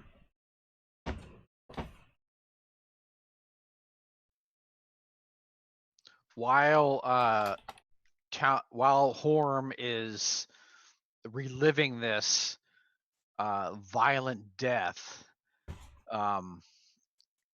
Griveth is kind of moving behind Talmud, and while he's in this fever, and I've seen people in this rage before, like it can't be contained, like we could be in danger. Talmud could lash out, for revenge for his death, for his, this black arrow that took him. He could lash out and attack us. So I'm realizing this, and I'm kind of scooting behind him as he's in this fever, and I reach out with my large form and grapple him into a hold that I'm a trained grappler. That's like my feat. So what I want to do is just basically hold him in place, and if I can do that, and if I can do that, I lean forward, like my head is like right next to Talmud's. He's like, he's kind of in this fever, and my face, I'm pressing my head like right up to his ear, and I'm saying, Talmud, come back to us. Talmud, come back to us. Talmud.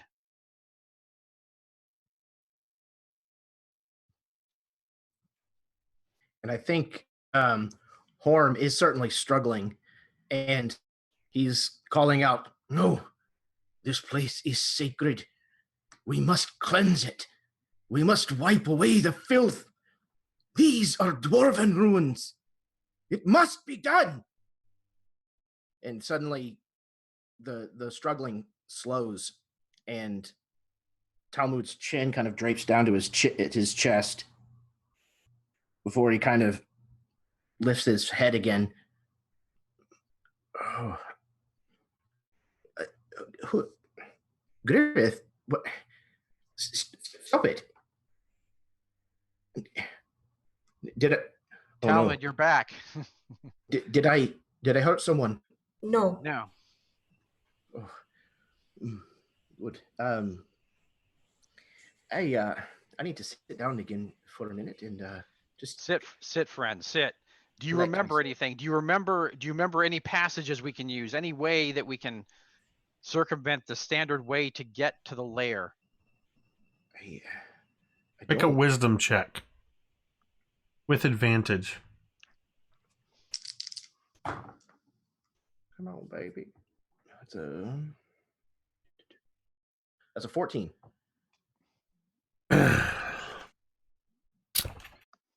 Just like before you went in your rage and you had these flashes of your ancestors, you see quick flashes of this great Uncle Horm. And as if looking through his eyes, you see where you are standing now. some of the rooms you've been in before kobolds and goblins and hobgoblins and bugbears took over, before rooms were destroyed by dragon wormlings or years of goblin filth. The dwarves that hold up here, Durgadin the Black and his remaining few, they had kept it, some of its dwarven heritage alive. And you have a flash of memory of, in the northwest tower, there's a well that leads down to a hidden level below where the dwarves had created a redoubt that would give them access to the Underdark, and they had even begun cultivating gardens to sustain them down below so they could bide their time. You can see flashes of octagonal, angular dwarven rooms, long halls, carved doors, and crudely carved tunnels. But with each passing moment, these become harder to grasp hold of, and they fade away.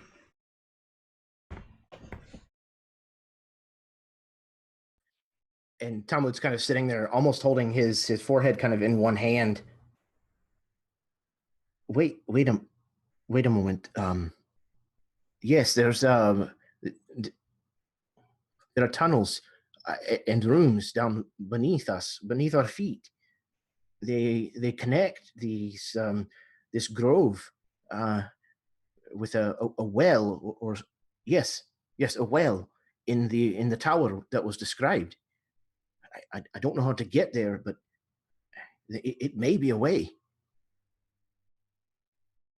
One last fleeting image you have, because of your dwarven knowledge, you see that last image of Horm's memory of the tower kind of merging with your own memory of having seen that northwestern tower that you now know just sits off of the corner of Goblinville and is most likely where Bernal the Bugbear headed off, and supposedly Durnan and the others are.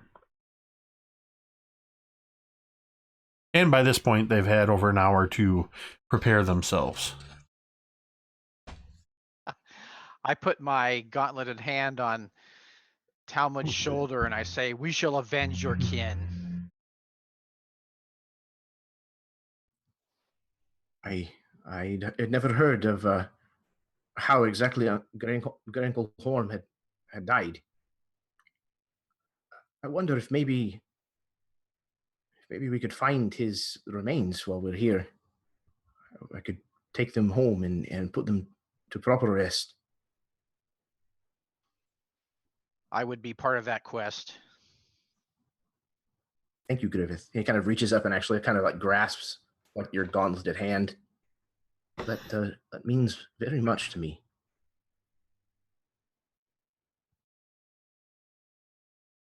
I would like to give Griveth and Talmud inspiration for the way you two kind of played that off, and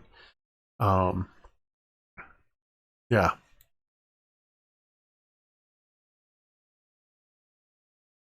All right, what do you want to do? Are you ready to advance on the where you gotta go? I am ready to advance, but before we do, Jeremy needs to take a small little break. All right. So if you guys want to roll forward, I'll just go do what I need to do. Let's just take just a real quick 2 minutes. I'm not going to turn off the stream or anything like that. We've got roughly a half hour, 45 minutes that we're going to continue going. Yeah, again, I keep saying I don't like to reveal too much about my DM secrets, but I also like to tell people how I DM games. That was a brilliant idea, Scotty. to tap into his ancestral. So mechanically, for those that don't know, Talmud is a barbarian path of the ancestors, I think is what it's called.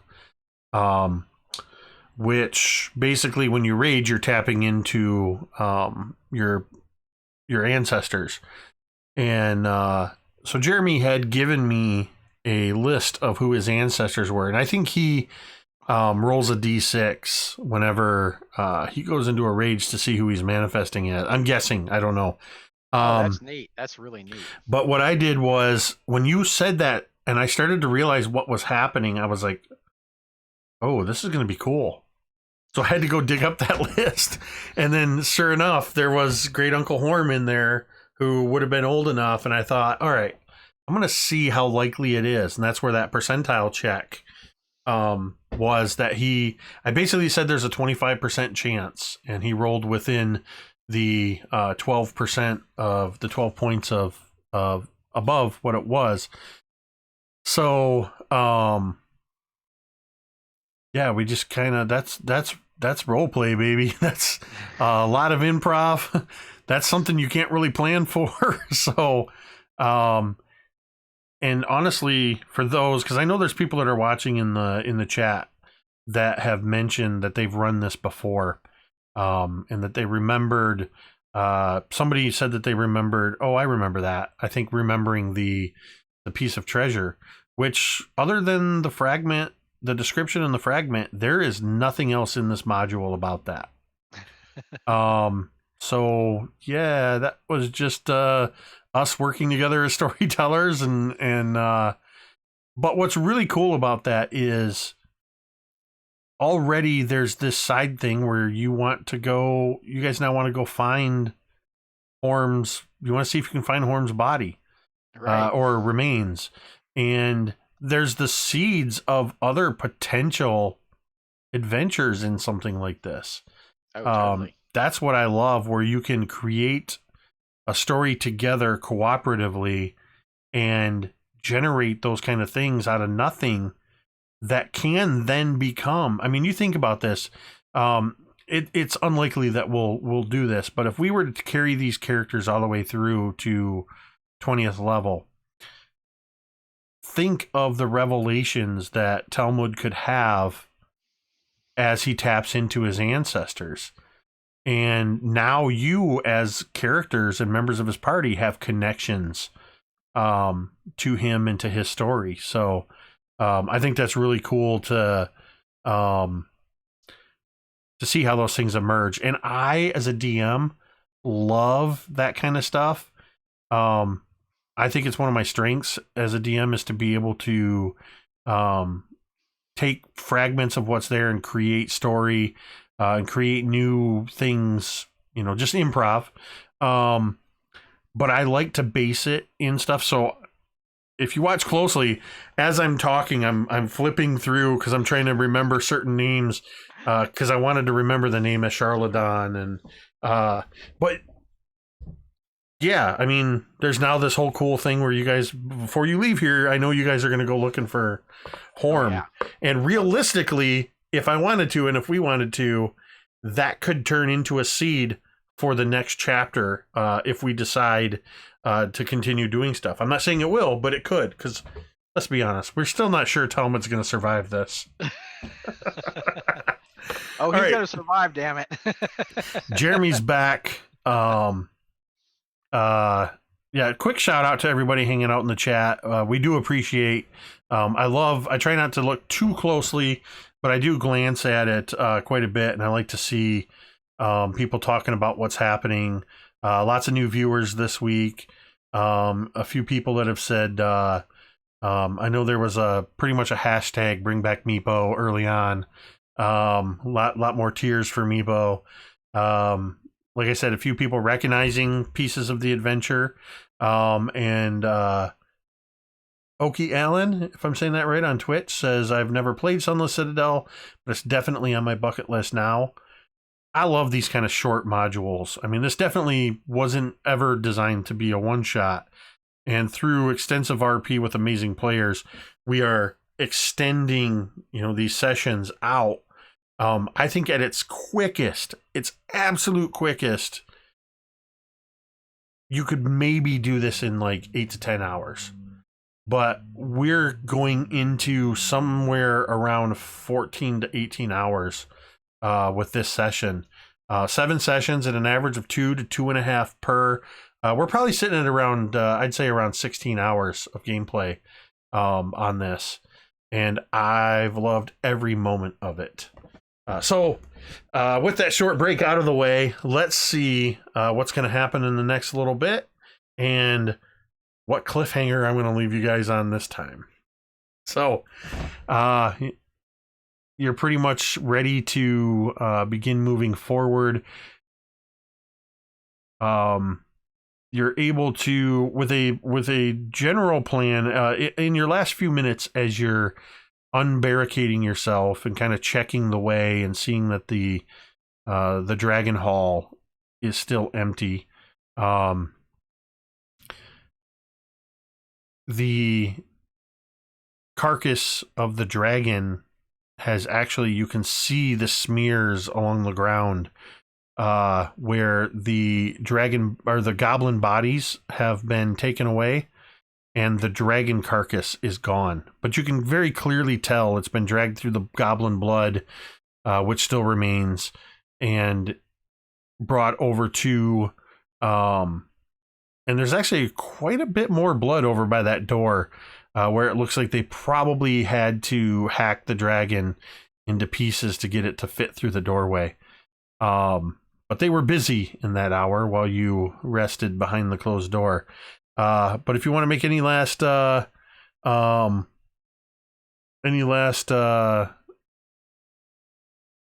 plans, as you know, the way is through that doorway to the north. What you gonna do? Vi, we know we're fighting this corrupted druid. Is there anything you can do against his magics?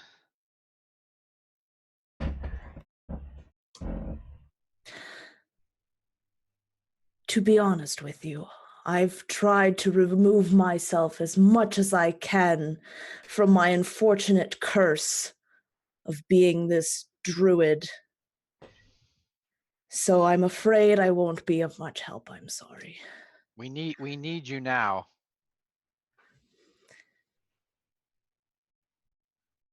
I'm not sure. All I can do is heal people. That's the only good thing that has come out of my talent.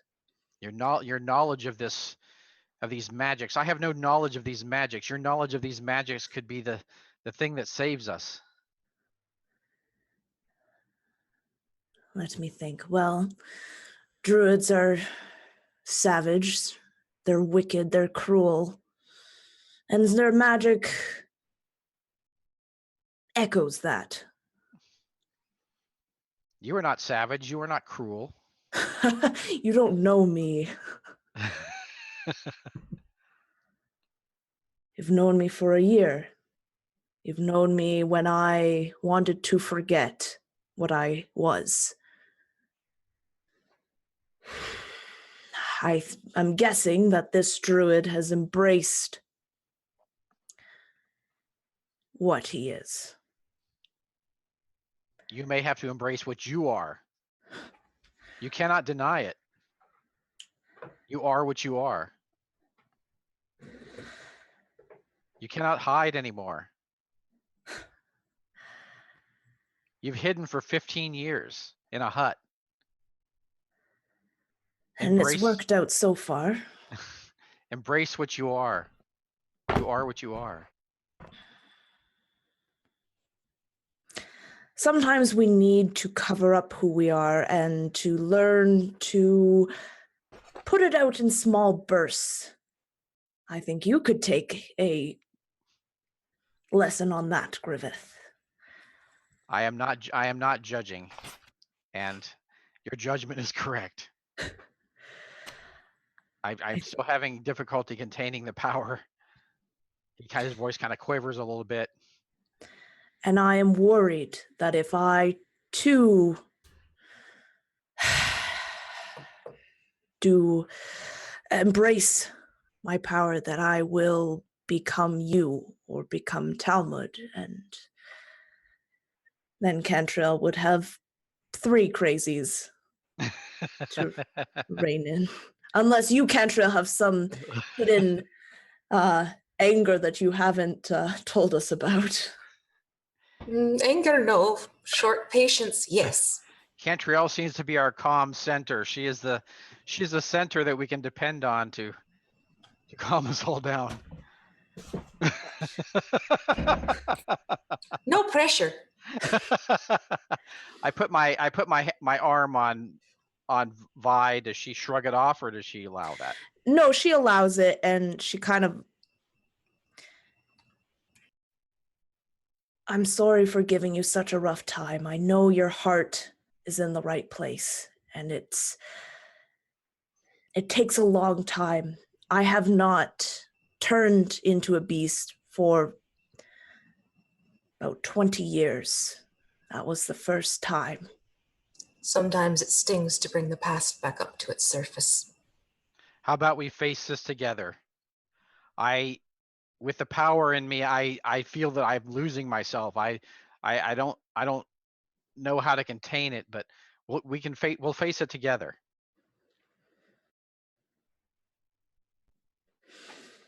All right, let's go kill a bugbear. All right, let the killing begin. So, as you've cleared away and headed back out into the hall where this carnage has been mostly cleared away except for the blood, you go back to that door to the north that still sits ajar. And the first thing you see as you head through the door into the narrow hallway is the still frozen but beginning to thaw corpse of Meepo, where Talmud, who once wielded him like a weapon, sort of dropped him. A perpetually frozen expression of wide-eyed surprise, just frozen forever on his countenance.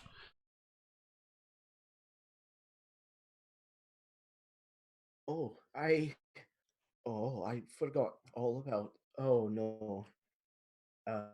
Talmud kind of rushes over and kind of drops to his knees next to the frozen kobold. Meepo. Is there something that that any of you are able to do for Meepo? It is beyond my power to help the poor wretch. It's beyond my realm as well. Oh, what about you, bear lady? I mean, Vi, with your vegetables. I can heal a living body, but once death has taken it, it's... Oh, no. He's so young, I think. He was really, he had a lot of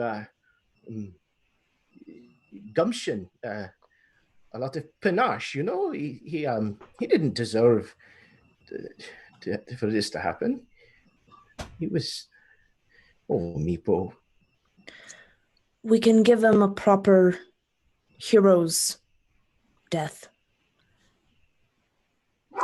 I think he would like that. Griveth, could you say some words over him like you did with the others? As soon as I unmute myself, I can. I can, yes. So he holds up his holy symbol and says a prayer that you can barely hear as he's saying it, and then puts his hand on Meepo's head. I think while this is happening,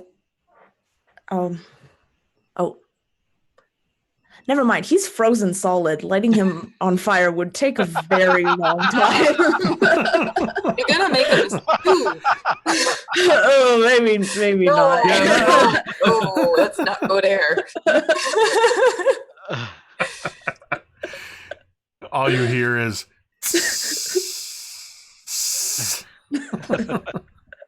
Yeah, no, not such a good idea. The body is just a shell. His soul has gone. Vi would take some sort of herb, some sort of leafy green with some berries attached to them, and place them over Meepo's eyes. So we're all kind of grieving in our own way.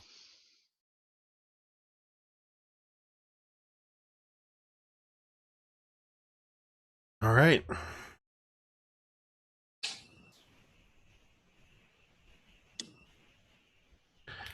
So you're going to continue then on your way?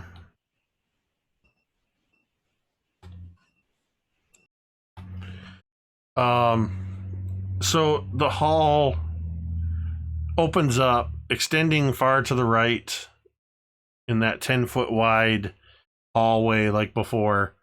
And sorry, we're having a private joke in the side chat. That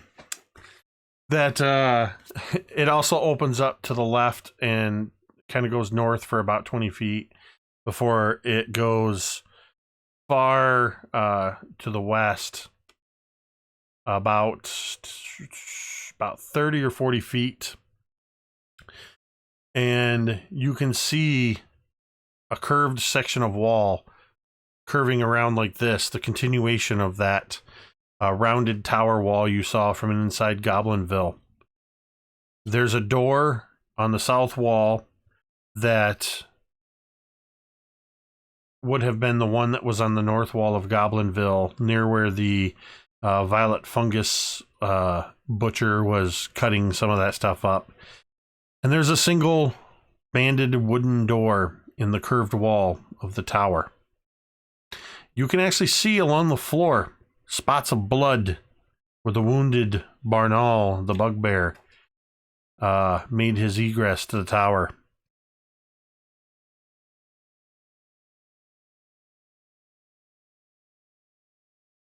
How would you like to proceed?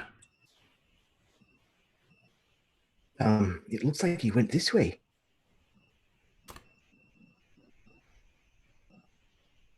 Almud is ready in Gerta and is going to creep forward towards this open door. Should we try to scout it out? I'm not very quiet in all my chinking armor. Cantriel, are you any good at scouting? Well, or Vi? Padding around, maybe. Don't get too far. I'll take a quick peek. We won't make that mistake again. Whoa. Let's not, please. Yes, especially when your life is on the line, right? All right. So, what are you gonna do?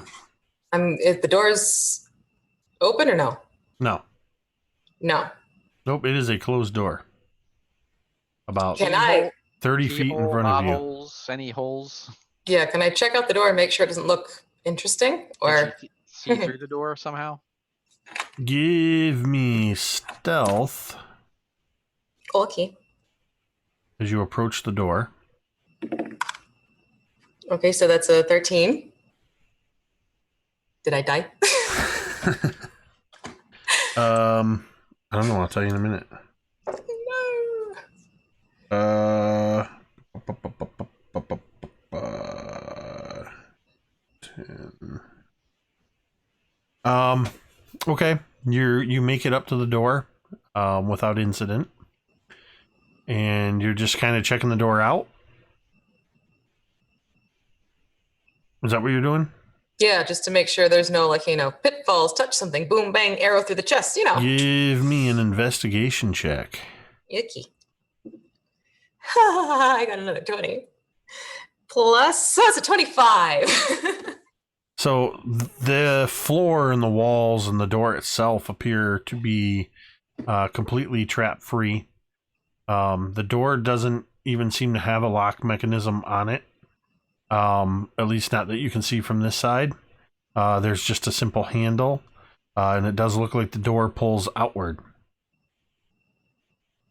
It's a pretty solid, though old, it's a pretty solid banded oak door.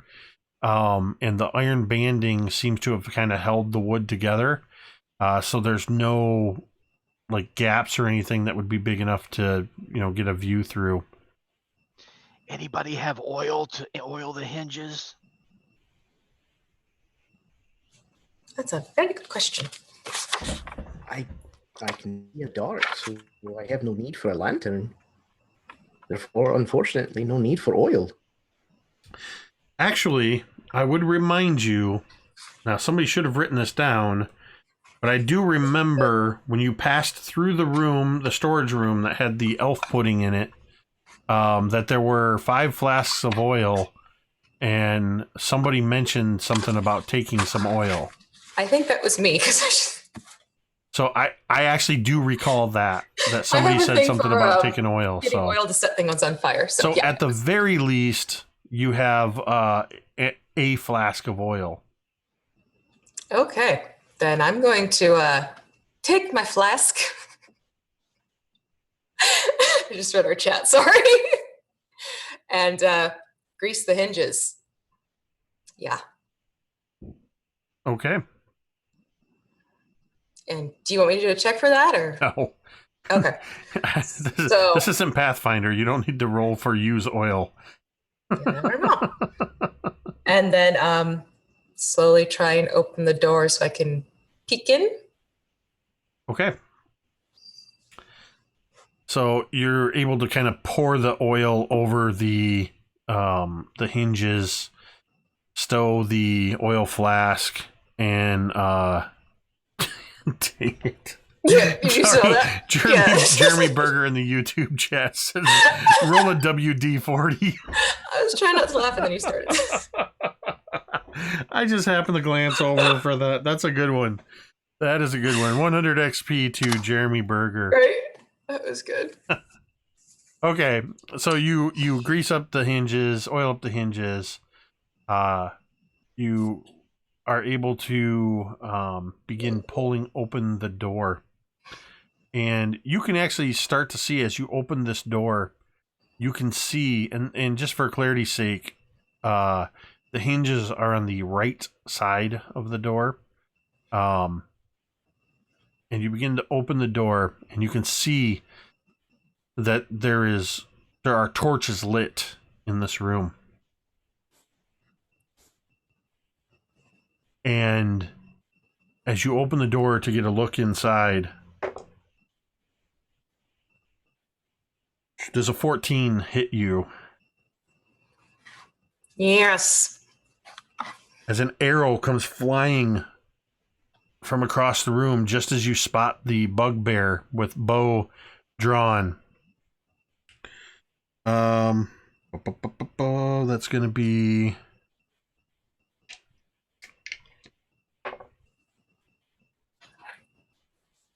Take 4 points of piercing damage as an arrow slams into you as you crack this door open and start to get a look in.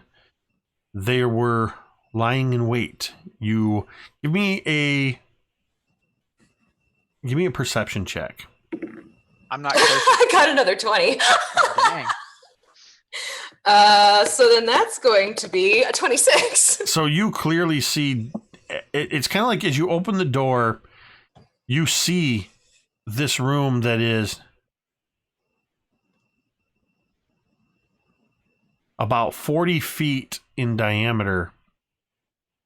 There is a 15-foot diameter well in the middle that leads downward. You you can see the green and brown of vines climbing out of the well, gripping onto the stone around the edges.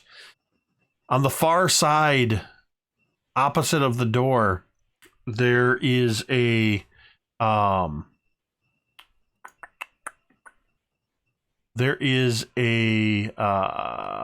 where did it go?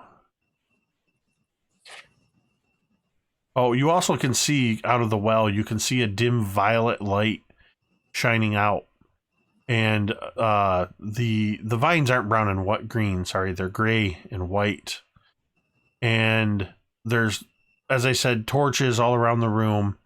You can see this crudely fashioned stone throne on the far side of the room opposite you. At the foot of the throne is an iron chest.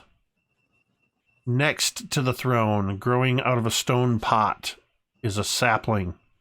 Seated on the throne is a bugbear. Flanking, or not a bugbear, a hobgoblin. Flanking the throne on either side are two more hobgoblins. And you take this all in the space of a couple seconds, or as you're opening the door. And the last thing your eyes settle on is the third hobgoblin that was specifically watching the door you came through with a arrow knocked and quickly drew and fired on you. Then the arrow hits you. You take your 4 points of piercing damage. What do you do? I swing around, push back the door. There's 4 of those freaking fuckers in there, and you're dealing with hobgoblins. And I am sick and tired of being your pincushion. Are you serious? At this point, I'm breaking like the one end of the arrow. Was I close enough to deflect the arrow? I think because she had specifically gone in there to kind of sneak the door open, you wouldn't have been able to even get in there. Gotcha.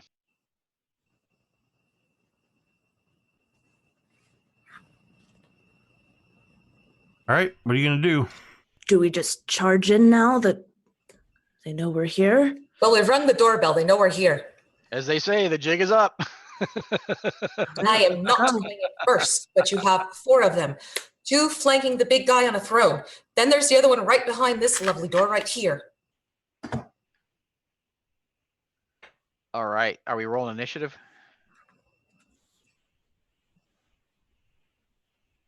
Yes, I'm just writing down the enemies on the sheet. So yes, please go ahead and roll initiative. Griveth, what do you got? You went muted again, Scotty. I'm going to use a die to reroll. Oh, reroll domain die on initiative. I love it. He's got the fighting spirit. All right. 17. All right. Talmud. I got an 11. Cantriel. 11.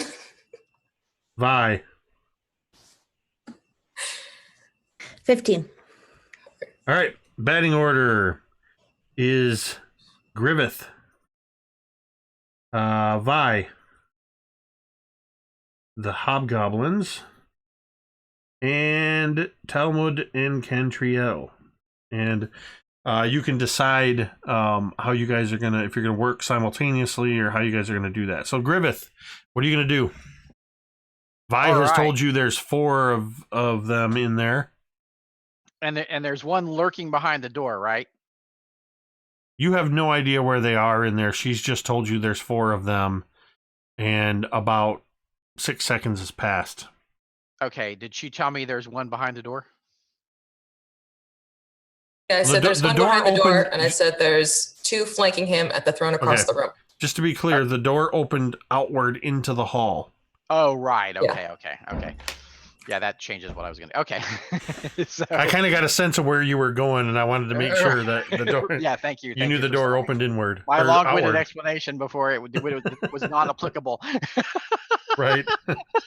It's like, this is great, half an hour story, and it's like, oh, wait, the door went the other way. Sorry. All right. Okay. All right. So I am rushing in and I'm kind of motioning my comrades to stay near me if they can.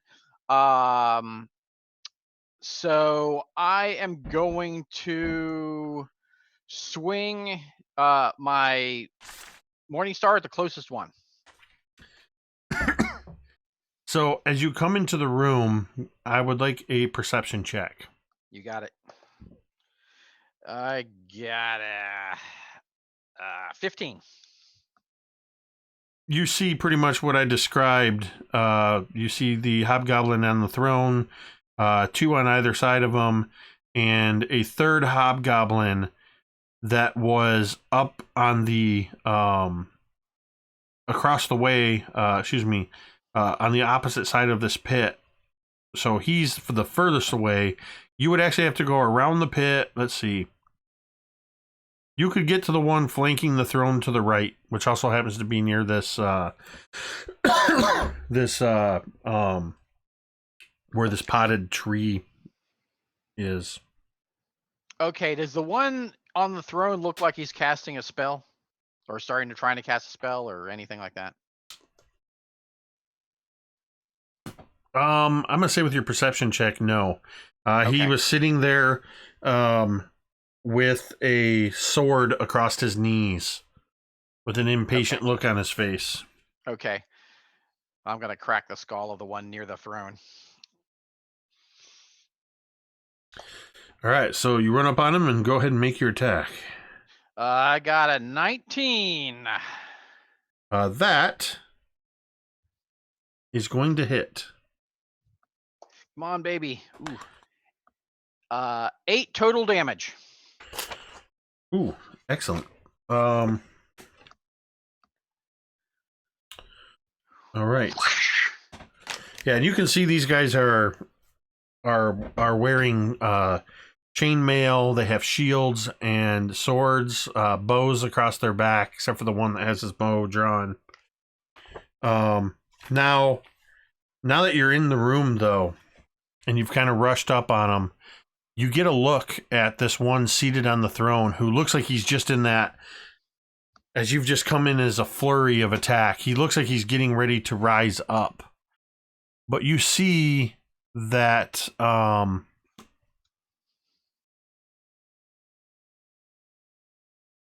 he is wearing armor that is, while the others are wearing chain, he is wearing a breastplate that has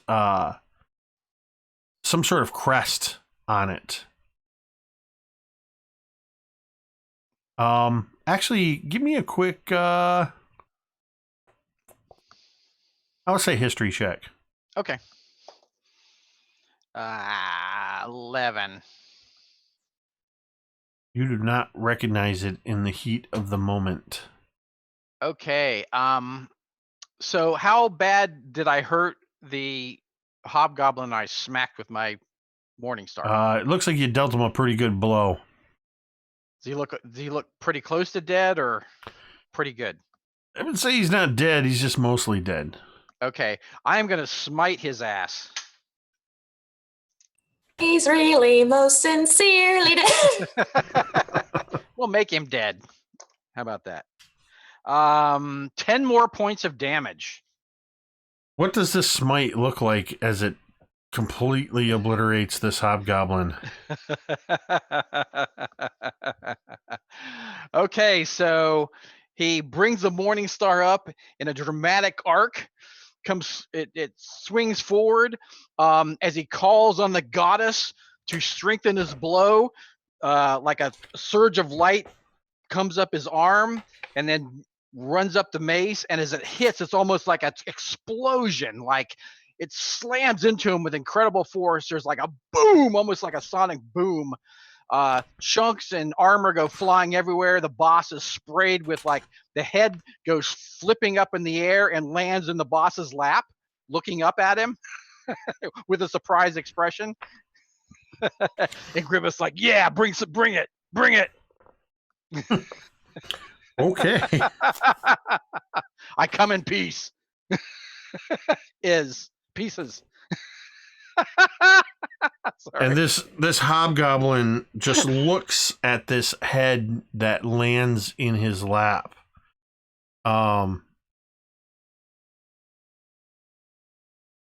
And it is Vi's turn on the heels of Griveth. What are you going to do? Vi's going to go after the one that was right around the corner that hit Cantriel with the arrow. All right, so you'll have to cut around to the left. Mm-hmm. Okay. And if she's going to take out her staff and just like a batter going up to bat and just try and strike this hobgoblin right across the face. And you see this instant thing of light kind of run up the staff as she's doing shillelagh. Fantastic. Roll the attack. That's an 18 to hit. There's a bit of a reverberation as your staff clashes with the metal chain of its armor. But that reverberation, rather than shaking back through your staff, rattles through the armor, dealing how much damage to him? 5. You hear him as he just kind of gives this almost comical oof as you strike him with this. Is that the end of your turn? He looks at you where you've struck him with this, and he has his bow in his hand as you hit him and just drops it. And you've kind of got him sort of against the wall. And he's going to, rather than attempt to draw his sword, which would be awkward with the way you struck him, he's just going to haul off and try to hit you. So that's going to be, oh, good Lord. He takes a swing at you, but misjudges based on when you hit him. And he just swings, and you feel the whiff of his fist sailing past you. The hobgoblin sitting on the throne, now with his other hobgoblin guards' head in his lap.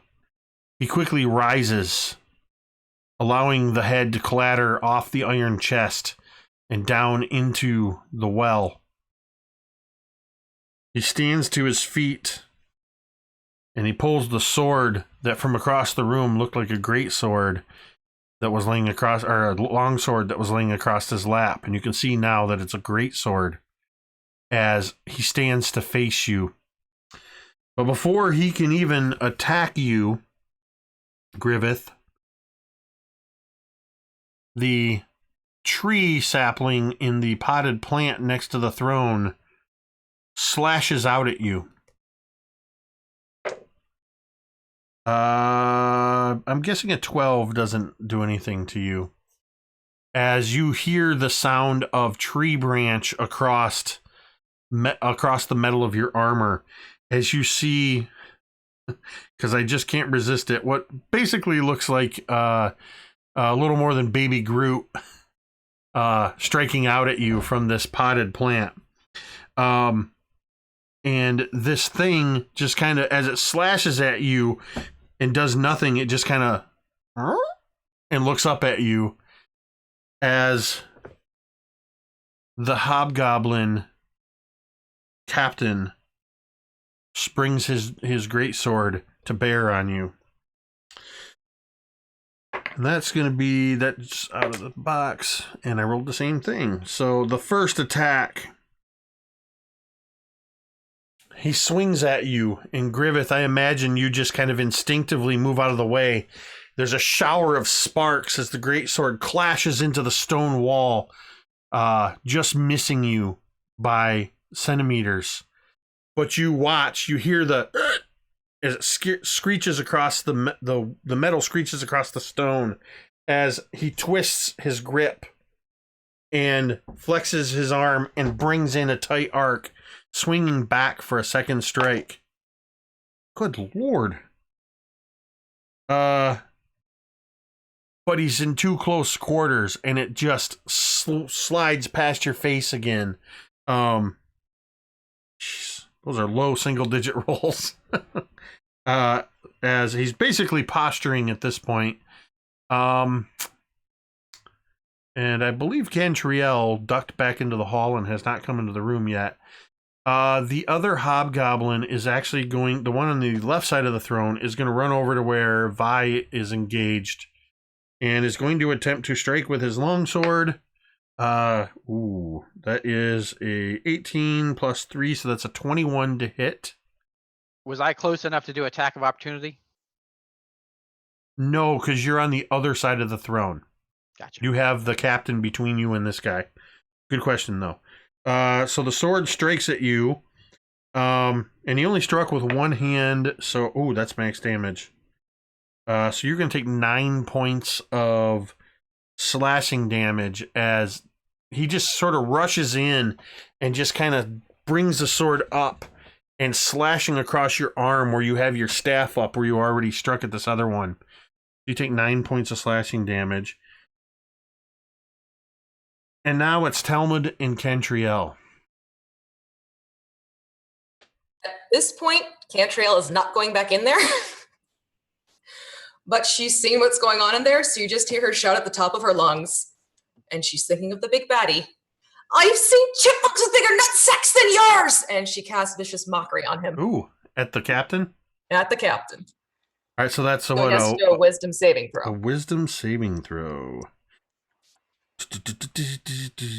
What is his wisdom? Hopefully he's stupid. What's the DC? 13. That's a 14. Ah, fucker. So he seems unaffected. He just barely even glances over his shoulder towards where you hollered this insult. Could I re-roll that? Re-roll it? Oh, you want to use a domain die? Yeah. All right. Let's mess with fate a bit. So let's see. That takes us down to 15, which is going to be this. There we go. So we re-roll that save. He does a double take as he glances at you, and then he looks back, and you can see his brow furrow as your words cut through to him. Yeah. Dealing, because this time it was a 4. Oh, that's great. So he's going to get 1d4 psychic damage, and his next attack he has disadvantage. Okay. So damage is? And he takes the full 4 too. All right. 4 points of damage, and he's at disadvantage on his next attack. All right. Anything else, Cantriel? Any bonus actions or anything like that? Is Talmud still next to me? Right? And Talmud's about to go. I put my hand on his shoulder and say, you best do the best you can. And I give him Bardic Inspiration. And because I took Valor, he can use it for... Oh, you can use it for damage too? Yes. Yep. Excellent. Ta-da! I love Valor Bards. Yeah, that's fun. All right. Talmud, what you going to do?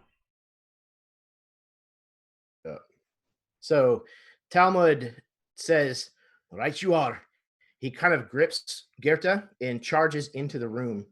He wants to run up to the opposite side of where Vi is standing from this second hobgoblin that has approached her.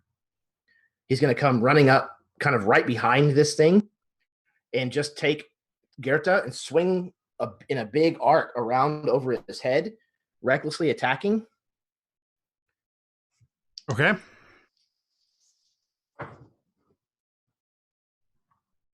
That's going to be a 23 to hit. Yes, that will hit. Yeah. And V, the Bardic Inspiration you have is a D6. Yes? Okay. Cool. I'm going to go ahead and use that. That is 7 and 3, 10 points of bludgeoning. How do you kill this hobgoblin, Talmud? So you said that the archer hobgoblin was up against the wall. Vi was this side of him, and then this guy was on that side of her. So I almost imagine like he's against maybe a pillar or something, like he had rounded a pillar to stand. There's no behind her. pillars. Okay. It's just smooth wall all the way around with the well in the middle. So essentially the way this room is, you kind of came around to the left, came up from behind Vi, and basically kind of swing around Vi and her opponent at this hobgoblin who came in from the other side of Vi. Okay. So what Talmud does is actually he kind of runs in, he jumps and kind of stands on the edge of the well just a little, and then actually takes like a flying jump. And as he's swinging Gertrude around and hits this guy in the back of the head, and he flies forward into that wall, and his head actually hits that wall for a secondary impact, and like his head just kind of caves, and then he just slides down the wall. Excellent. Beautiful. Griveth, you are engaged with the hobgoblin captain, who has just taken 2 strikes at you with his greatsword. Muted. Darn curse. I will take a strike at him then. Haha.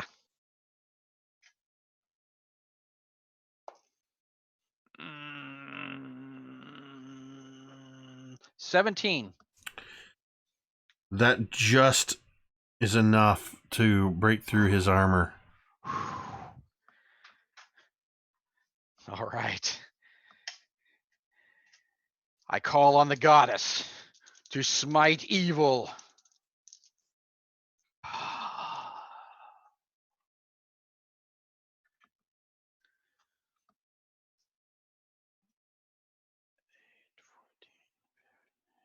It's the quietest smite.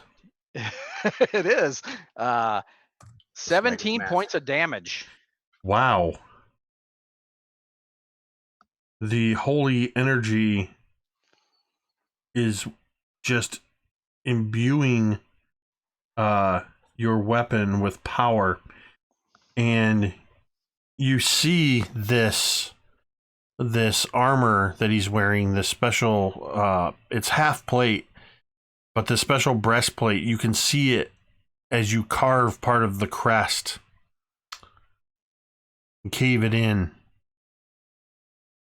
but it's not enough to kill him. And now, Vi, it is your turn. You now have Talmud immediately next to you, having just killed the bugbear that slashed at you, but the one that you hit is still engaged with you.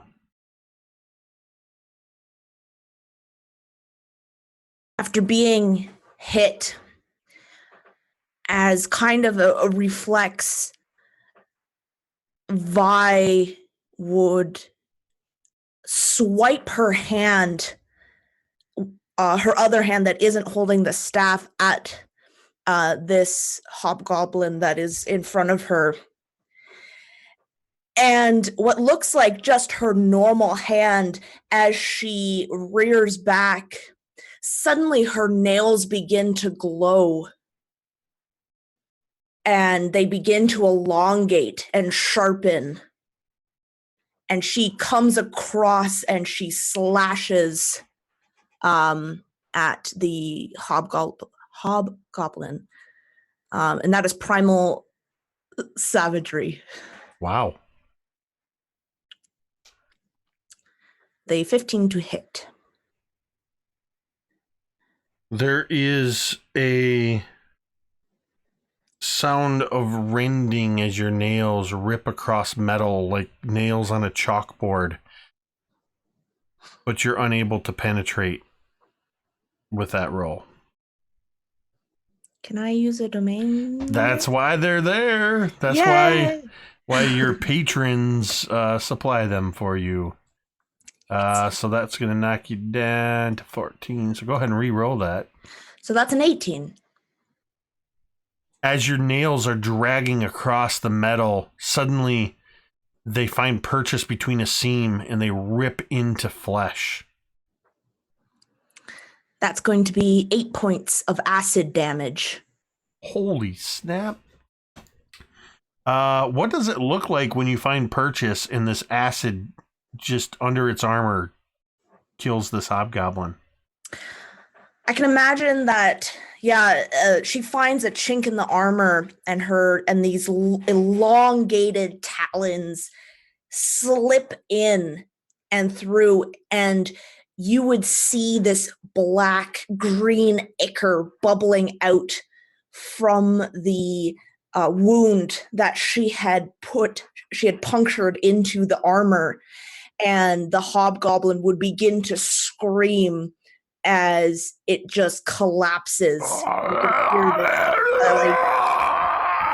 this, He's grasping at his armor where his skin is literally melting out from the armor, and he kind of staggers against you, bumps into you, takes a step to the side, and stumbles over the fallen body of the one that Talmud had crushed. And as he spins around, this ichor spilling out of his armor, he takes a step back into open air and falls into the well. And that is actually, I believe, all 3 of the hobgoblins are down. All that remains is the one that is about to attack Griveth again. Because of the vicious mockery, this first attack will be at disadvantage. Griveth, he brings that greatsword around at disadvantage. That is going to be an 18 to hit. That's one. That is a hit. So you are going to take, as this greatsword suddenly, when he missed the second time, and then you struck him, he had kind of brought his arm back like this, and he now swings down, grabbing with his other hand and bringing it into you for 13 points of damage. As the greatsword impacts you and sort of bounces back, he's bringing it in for a second attack. This one will not be at disadvantage. That is a 17 on the die. That will be a 21 to hit. This time you take 11 points of damage as the sword comes in a second time. Gah! Gah! Are you still standing, Griveth? Yes. Wow. I'm impressed. I'm pretty hurt, but I'm still standing. And it's back to Talmud and Cantriel. As you see, suddenly this captain seems to just be wailing on Griveth. As you hear it giving out its sort of smallish war cries, and you hear the sword impacting with Griveth. What are you going to do, Cantriel and Talmud? I'm going to vicious mockery him again. All right. And shout out at him, hobgoblin, more like knob-goblin! That is a 16 on the save. What did we do? I want that disadvantage for the next person. That is a 10. Okay, good. He takes on it. the save. As your words, point. He has this look of where you're saying really mean things to him, and it's getting to him. He seems to be the kind of person that really is affected by when people insult him. What's the psychic damage on that? 2. And that would be disadvantage again on his next attack if he lives that long. All right. Oh, wait. I had forgotten. Griveth does a dirty 20 hit you, I think so. As Baby Groot takes another swipe at you, kind of seeing the opportunity of this thing wailing on you, you are going to take 3 points of piercing damage as its little twig like needle fingers kind of poke into your leg around the greaves, which is not a euphemism. It's so Talmud, what are you gonna do? You said there were lots of torches in here, right? There are 4 torches. One on the north wall, one on the south wall, one on the west wall, very near you, and one on the east wall. Talmud takes a step over to where it is on the west wall, wrenches the torch out of there, and kind of casually walks over and just sets this torch into the potted plant where this blight is. And he looks down and he says, "Burn, you little twiggy fucker." You hear this pathetic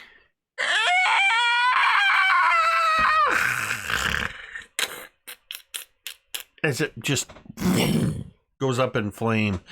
Being vulnerable to fire and only having a few hit points, there's really not much that it could do. All right. Griveth, we're back to you.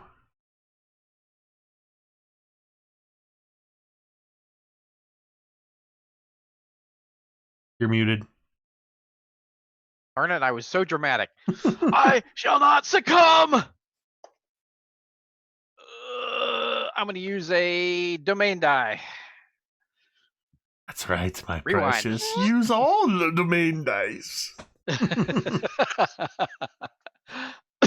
All right, 19. 19 hits. All right. I call on the goddess. Aid me now. Ooh. 15 more points of damage. Oh, wait, I'm sorry. 17 more points of damage.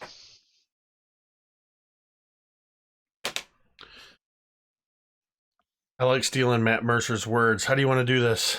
All right. So here we go. You guys know Dune, right? The movie? Of course, yes. Okay, cool. So it's kind of like Maudib. So like the mace comes boom, just like with an uppercut, smashes his chest plate in.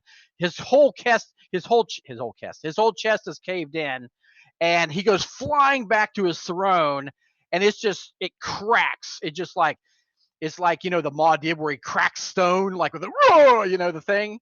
It's like that. Like he smacks into it and just the stone or the throne just cracks in half. And he's just laying there like a wrecked heap of a former bugbear that's no longer living.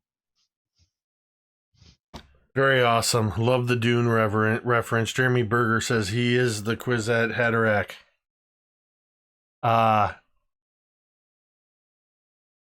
And there slumps the now dead, which you can only assume is Durnan, the hobgoblin, and his minions are all dead. And after I do that, you kind of see me, the others kind of see me falter and stumble like near the altar, and they can see that there's blood coming from vicious wounds that the creature gave me. And I'm kind of like, I'm pretty hurt. Like I'm barely standing. Can I come in yet? I'm sorry, like 3 people just spoke at once. What? Like I held on just long enough to finish him off. What'd you say, Megan?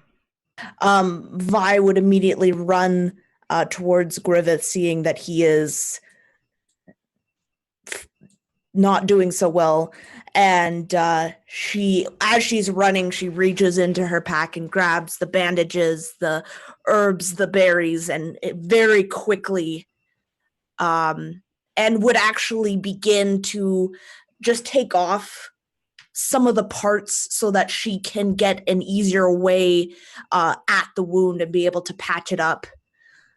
And you are going to be healed by a healer's kit for 12 points of healing. Nice. And Ellie says, was he grivethly wounded?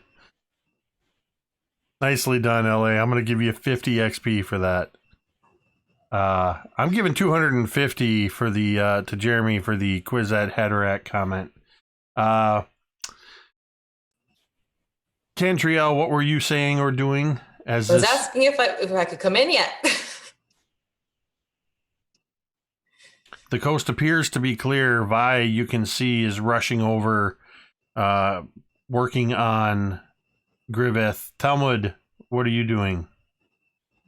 Now content that this blight is burning, he kind of looks over and takes a half step in the direction of Griveth, but he sees that Vi looks like she's probably got it covered.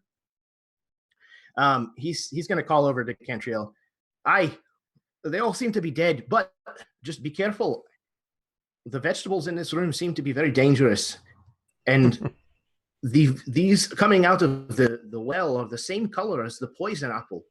So I think we should be extra careful with those. Don't you think all vegetables are evil? Well, yes, that's a fair point. But these are particularly evil. Yes, one of them actually attacked Griveth. You can guarantee that I won't be looking at any more vegetables ever again in the same way. Well, that's going to make it interesting. I'll come into the room too. Talmud, give me a perception check.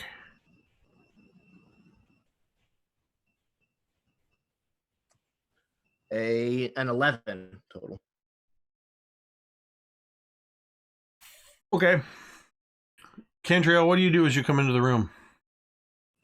I'm probably hobbling in and sort of standing in the door to kind of get the lay of the land. You pretty much see the well in the middle. You see the circular room. The dead hobgoblin captain slumped in the throne with the iron chest at his feet. Vi frantically working to heal Griveth, who she's at this point getting bandages applied, having removed part of his armor. Griveth looks like he was pretty badly wounded. Some deep gashes, lots of bruising already, maybe a couple broken ribs. Vi, give me a perception check. Or sorry, not Vi, Cantriel. I'm like, I said Vi, and I'm looking up at V, and she's not moving, and I'm like, why aren't you rolling? You said perception, right? Yeah. 24. So as you're just kind of cautiously scanning the room,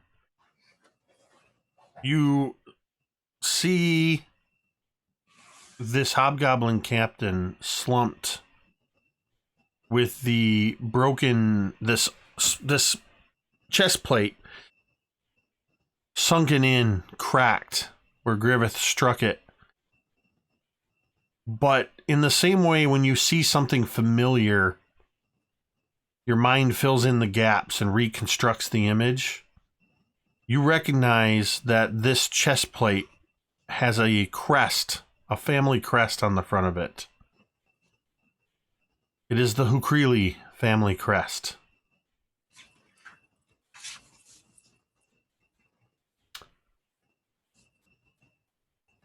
So, in the aftermath, you guys basically have the pit below you that descends downward. You do have the iron chest at the foot of the throne. If somebody wants to check that out. Oh, Talmud will take the bait. You also have Durnan, who's sitting there, who can also be patted down or searched. Yeah, I think that's definitely going to be his intent, but I think the iron chest would probably draw his attention first. All right. Give me an investigation check. Unless you're just going to open it. Yeah, I was just planning on opening it. Seriously? Have you learned nothing? I'm just asking. I'm trying to determine if this is Talmud or if this is Jeremy. I mean, would you just try to open the chest? Yeah. Okay. So you reach for the latch, and the latch doesn't move because it appears to be locked. And as you just kind of give it a little jiggle, you hear ping, and you feel a sharp pain in your finger. And you take 1 piercing damage. I need a Constitution saving throw, which I believe you get to do at advantage. I do if it's poison, which I get the feeling. Probably not 7. All right. Constitution save is a 20 dirty.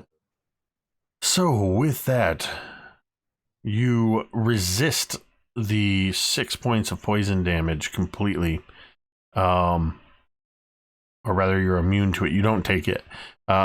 It pokes into your skin, but it's like the poison doesn't sort of seep out of it until after it's through your thick skin of your thumb.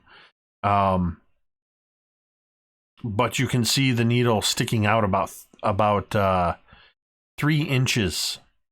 It just caught you. So while the chest is still locked, you have triggered the trap. I mode kind of ow and like. You didn't check, did you? I did. Not the right way, though. Not the elven way, no. The dwarven way. Are you all right? Yes, I'll be fine. All right. Just a wee scratch. You got the wee scratch. I still have the arrow in me. Well, I won't trade you. Oh, thank you. Great. Do you want me to pull the arrow out? Is that what you're getting at? Might as well. Okay. You want to bite onto something, or? I'm used to it. Just go. Fair enough. You kind of like just push it through. Give me a medicine check just to make sure you don't cause any further damage. Oh boy. I apologize in advance. Oh, kill me. 14. Not bad. It pretty much, because she already broke off part of it, it just pushes right through and comes out the other side. And you do not take any additional damage from it. Thank goodness for that. Can I check and see if the dead guys have arrows? The dead guys do have arrows. I want their arrows and not shot at me. You can see that they're basically just standard arrows. So you can kind of top off. Okay. I would like to. Oh, sorry. Oh, go ahead, Telman. I was just gonna say, I'm gonna pull out that rusty key that we found earlier. And I'm gonna kind of examine it and look to see if maybe the same makers that made this key might have made this iron box. Give me an investigation check. Okay. All right. Oh, that was gonna be so beautiful. I don't want to burn. Nope. Okay. That is a 7. It's kind of like if you had a lock that took a skeleton key, but you had one of those special keys that is a cylinder with a post coming off of it that are used for like getting into soda machines and stuff like that. They're obviously, one is not meant for the other, but you can't really see that. And you're kind of trying to fit this, like, it clearly doesn't go to this lock, but you're just kind of looking at it like, maybe. Meanwhile, Griveth and Vi. Griveth, you're pretty much patched up at this point. You have the dead slain at your hands, Hobgoblin Chief, or not Chief, Captain there. And also Talmud fidgeting around with the chest by your guys' feet. I'll check out the chief and see if he's got anything interesting. By this point, you also finally recognize the crest, having spent so much time in town, that this is the Hukrili family crest on this armor.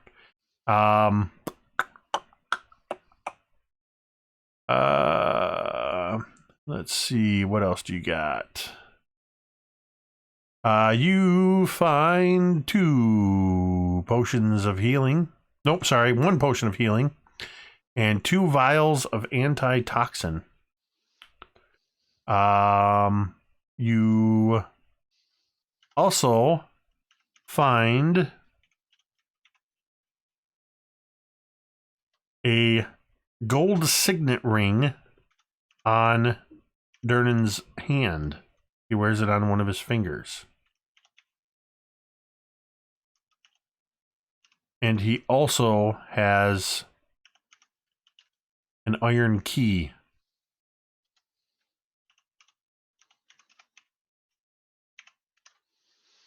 All right. So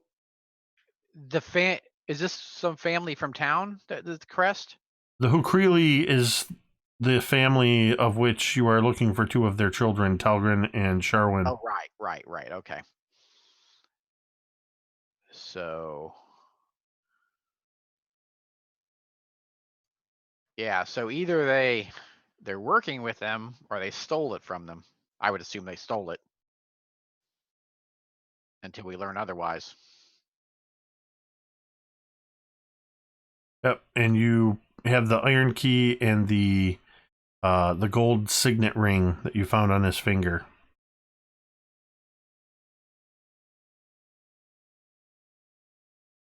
The signet ring is similar, though not quite the same as the one you found on the other adventurer's body. Which had an inscription on the inside. Does this one also? Does this one? You kind of hold it up, and with the very well-lit torchlight, you're able to kind of look around and hold it up to the light and look on the inside. And you see this is a much higher quality ring. It actually has a stone in it, and in miniature, worked in gold filigree, is the Hukrili family crest. And inside the ring is inscribed the name Talgrin Hukrili.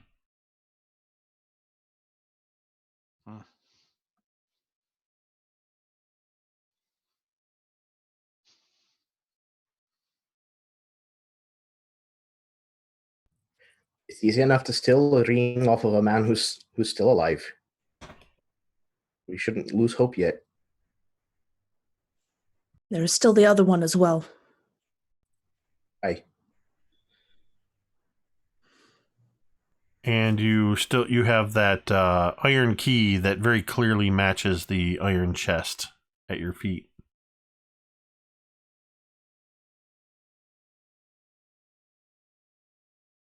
Here you go, Talmud.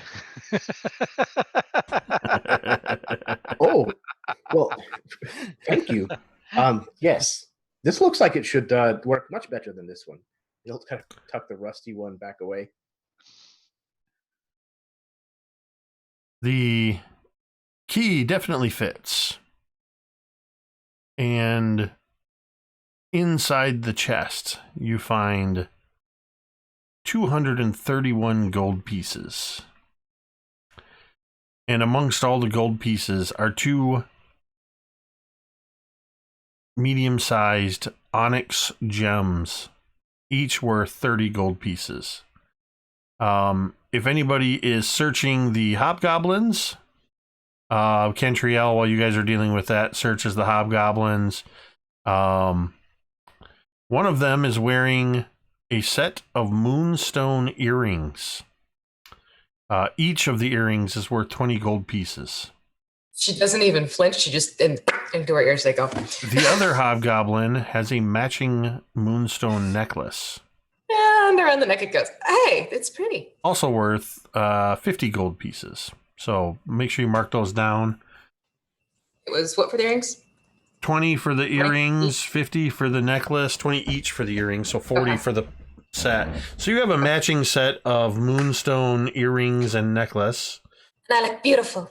And as everybody's sort of looting and grabbing stuff and looking around, Vi,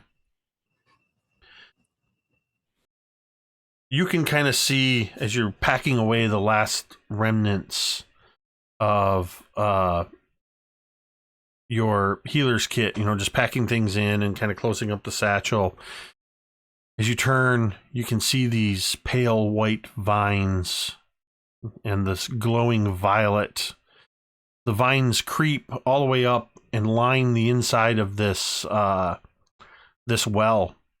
The violet light turns to a violet haze as it descends down into the well. You can't see how far down it goes, but from far below, you can hear the distant sounds of something moving around, and you hear a sort of slight and distant echoing.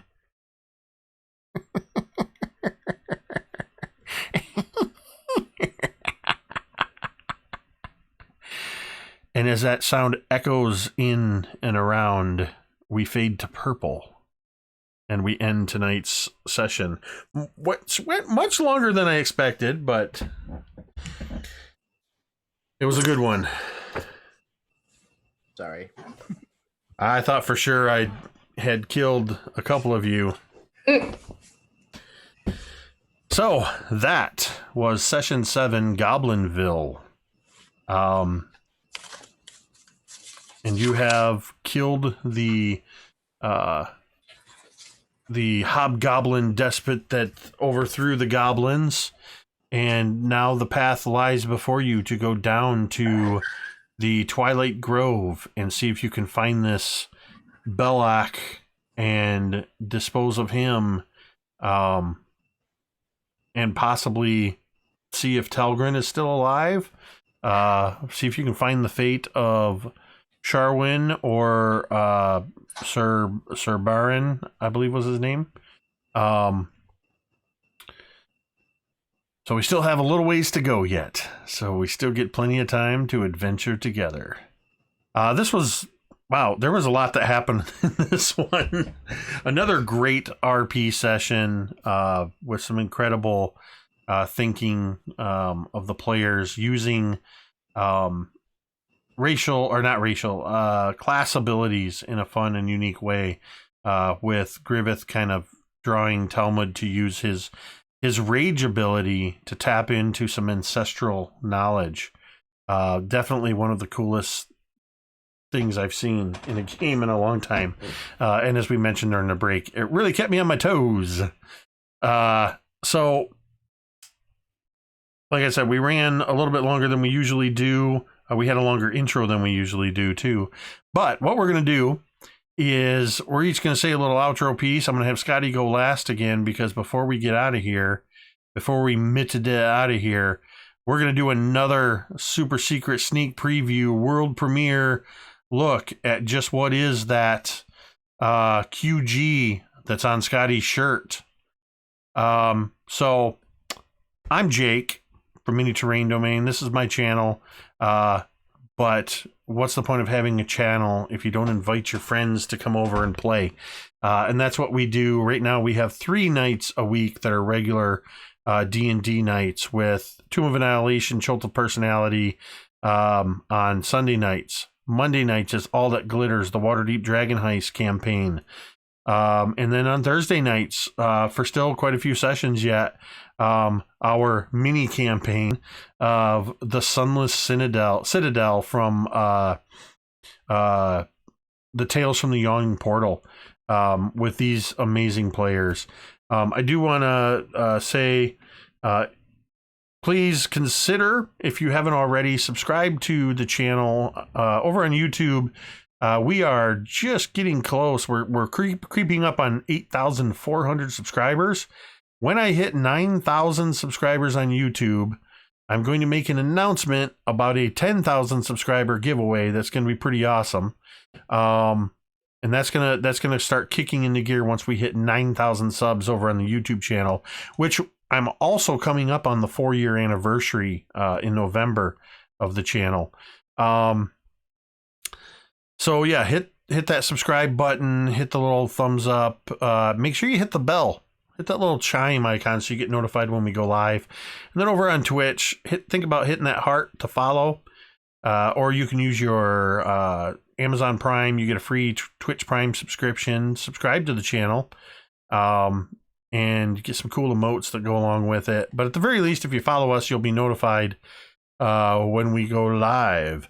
And lastly, I'm going to promote the Mini Terrain Domain Patreon. There are 4 levels that you can support the channel at and get some pretty cool kickbacks along the way based on your level of patronage. So at least take a look at it, see the free post that's on there, see what the levels are, and your support helps to make the channel so much better. So I appreciate you even considering it. So now we're going to go around in the same order that we went around at the beginning. V, go ahead and plug what you want to plug, and final thoughts on this session. Final thoughts is this was a crazy session again, as always, but I love the interaction between all the characters. It's just so much fun. I mean, it's, Thursday nights are guaranteed to be smiles and laughter and, suspense. A little bit of sadness. Little bit of meatball.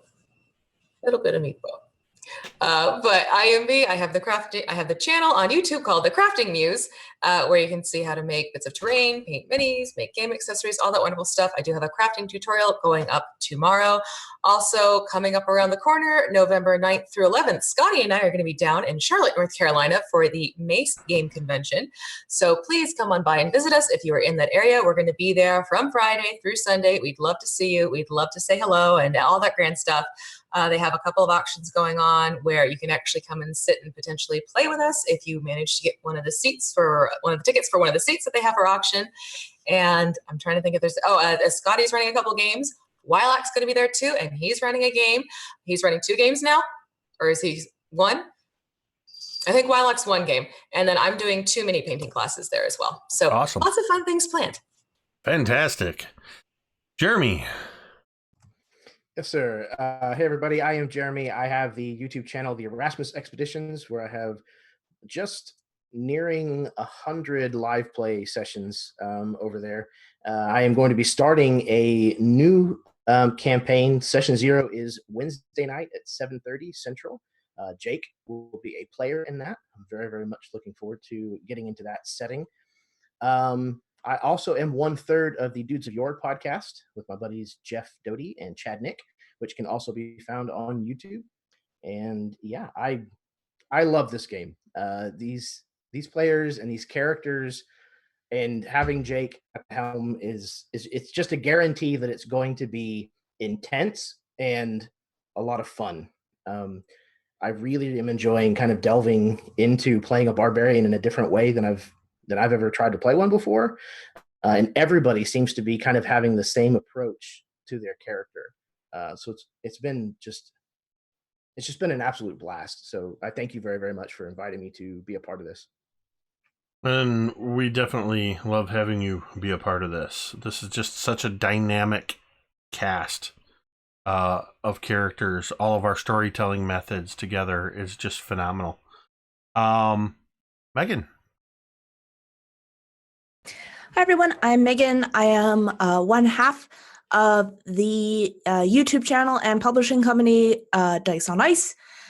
And yeah, this is amazing. I love playing, and this group is just phenomenal for the dynamic. And, it's funny because if you look at it just on pen and paper, it's a paladin that has an anger issue, a barbarian that has an anger issue, and a druid that may or may not have an anger issue. So on paper, it looks like that, but I just love how everyone takes it at a different angle. And so it doesn't feel like it's being kind of gone over again and again. It's all very unique takes. And so that just goes to show how you can take something fairly simple and turn it into like a million different ways of playing it and have it be very intricate. So I think that is super awesome. Yeah, you really hit the nail on the head there, Megan. And And finally, Scotty. Yeah, I'm DM Scotty. I have a channel called theDMsCraft, and we have a large crafting community. So make sure you check that out. The Tabletop Crafters Guild. Just type that in. You'll find us easily. Yeah, these sessions have been so good. It's like I'm getting so emotionally attached to these characters, and like I'm getting emotional like when we're playing and like having like these scenes with the ancestor and like talking to the characters and stuff, like their backstories and their damage and all this stuff. It's like their emotional damage and everything. It's like getting to me. It's like really it's emotional. I feel like that we're like actually inhabiting the characters and getting emotional with it, and it's like that's amazing. And yeah, thanks guys, thanks so much. And Jake, just for going with everything and being such a great DM, and thanks for having us. And yeah, wow, it's just, well, thank you. So great. Thank you for that. Yeah, very welcome. And I have something else to say. If you missed it for the first time, I have this QG on my shirt, and it's a thing called Quest Givers. It's a new venture that Gareth, the DMG info, and I are doing. So roll that clip, and I'll talk about it after. So here it is again, for the second time, the world exclusive teaser trailer for Quest Givers. Learn the ways of the Game Master, the Dungeon Master, and delve into the minds of the players. If you're looking for adventure, excitement, thrills, and a dice-rolling good time, grab the modules each month and play the campaign with your gaming group. With Quest Givers, DM Scotty, and DMG. They're taking you on an epic journey through the role-playing experience every Friday. You're sure to get hooked on adventure. And we really liked the idea of creating adventures together, so we thought that'd be a lot of fun to share with you guys. I didn't think this kind of stuff would come out of my brain. We are Quest Givers, and I'll see you in the next video. That looks so cool. I can't wait to see. Tomorrow, you guys are making the official announcement, right? Right. So that video we were going to air it tomorrow, but this is the first that anybody has seen it. So yeah, so you guys are the first to see it, and I'm really loving what we're coming up with, because we're, like I said, when you start putting two GM brains together, it's amazing. Like you start getting some great stuff. Like when you start bouncing ideas off each other. And we've been wanting to do this for a while, and we were going to write modules and that kind of thing. And we were like, well, let's make it an actual thing. Let's do, an actual channel. And what I like about our idea for videos is instead of just some nebulous RPG idea, like, oh, NPCs or whatever, we're going to actually talk about things from the modules that we're creating. So that's kind of, everything's going to tie in. And we're going to have a mailing list where you're going to get extra content, like extra ideas and extra things for the module. So we're really like putting a lot into this. And I hope you guys come, subscribe and check out the modules. And I'm pretty blown away by what we're doing. I think they're really good. I'm really happy with them. We're trying to put 110% into these.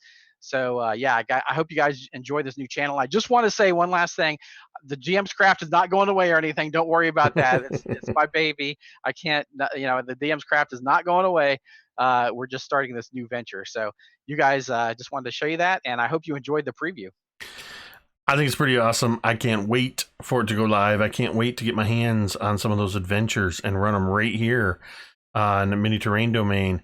And if you want to have a chance to play in one of those adventures, to game with myself and let's be honest, probably Megan, and at this point V, those two are on the channel more than anybody else. But if you want a chance to be a part of the adventure, all you got to do is follow me on Twitter. Patrons at a certain level, patrons will get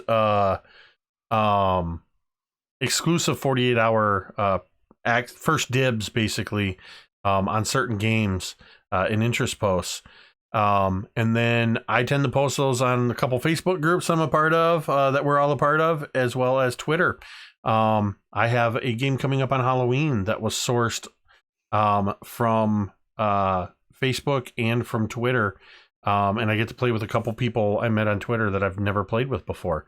So I put this on Twitter quite a while ago, and it still remains true. It's almost becoming like a secondary slogan of the channel. I want to play D&D with all of you. I really do. I want to play in D&D with so many people. So many of us before this campaign had never played together before. Or had only played together once before. I think for all of us, it was maybe not V. For most of us, it was the first time playing with Scotty.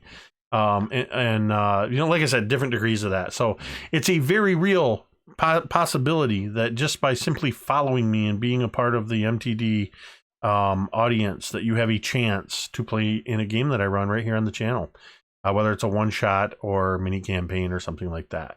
So with that said, the longest session of Sunless Citadel comes to a close.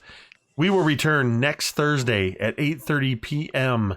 Eastern for episode 8, TBD. No, I'm not really going to name it TBD. I just got to come up with a clever title between now and then.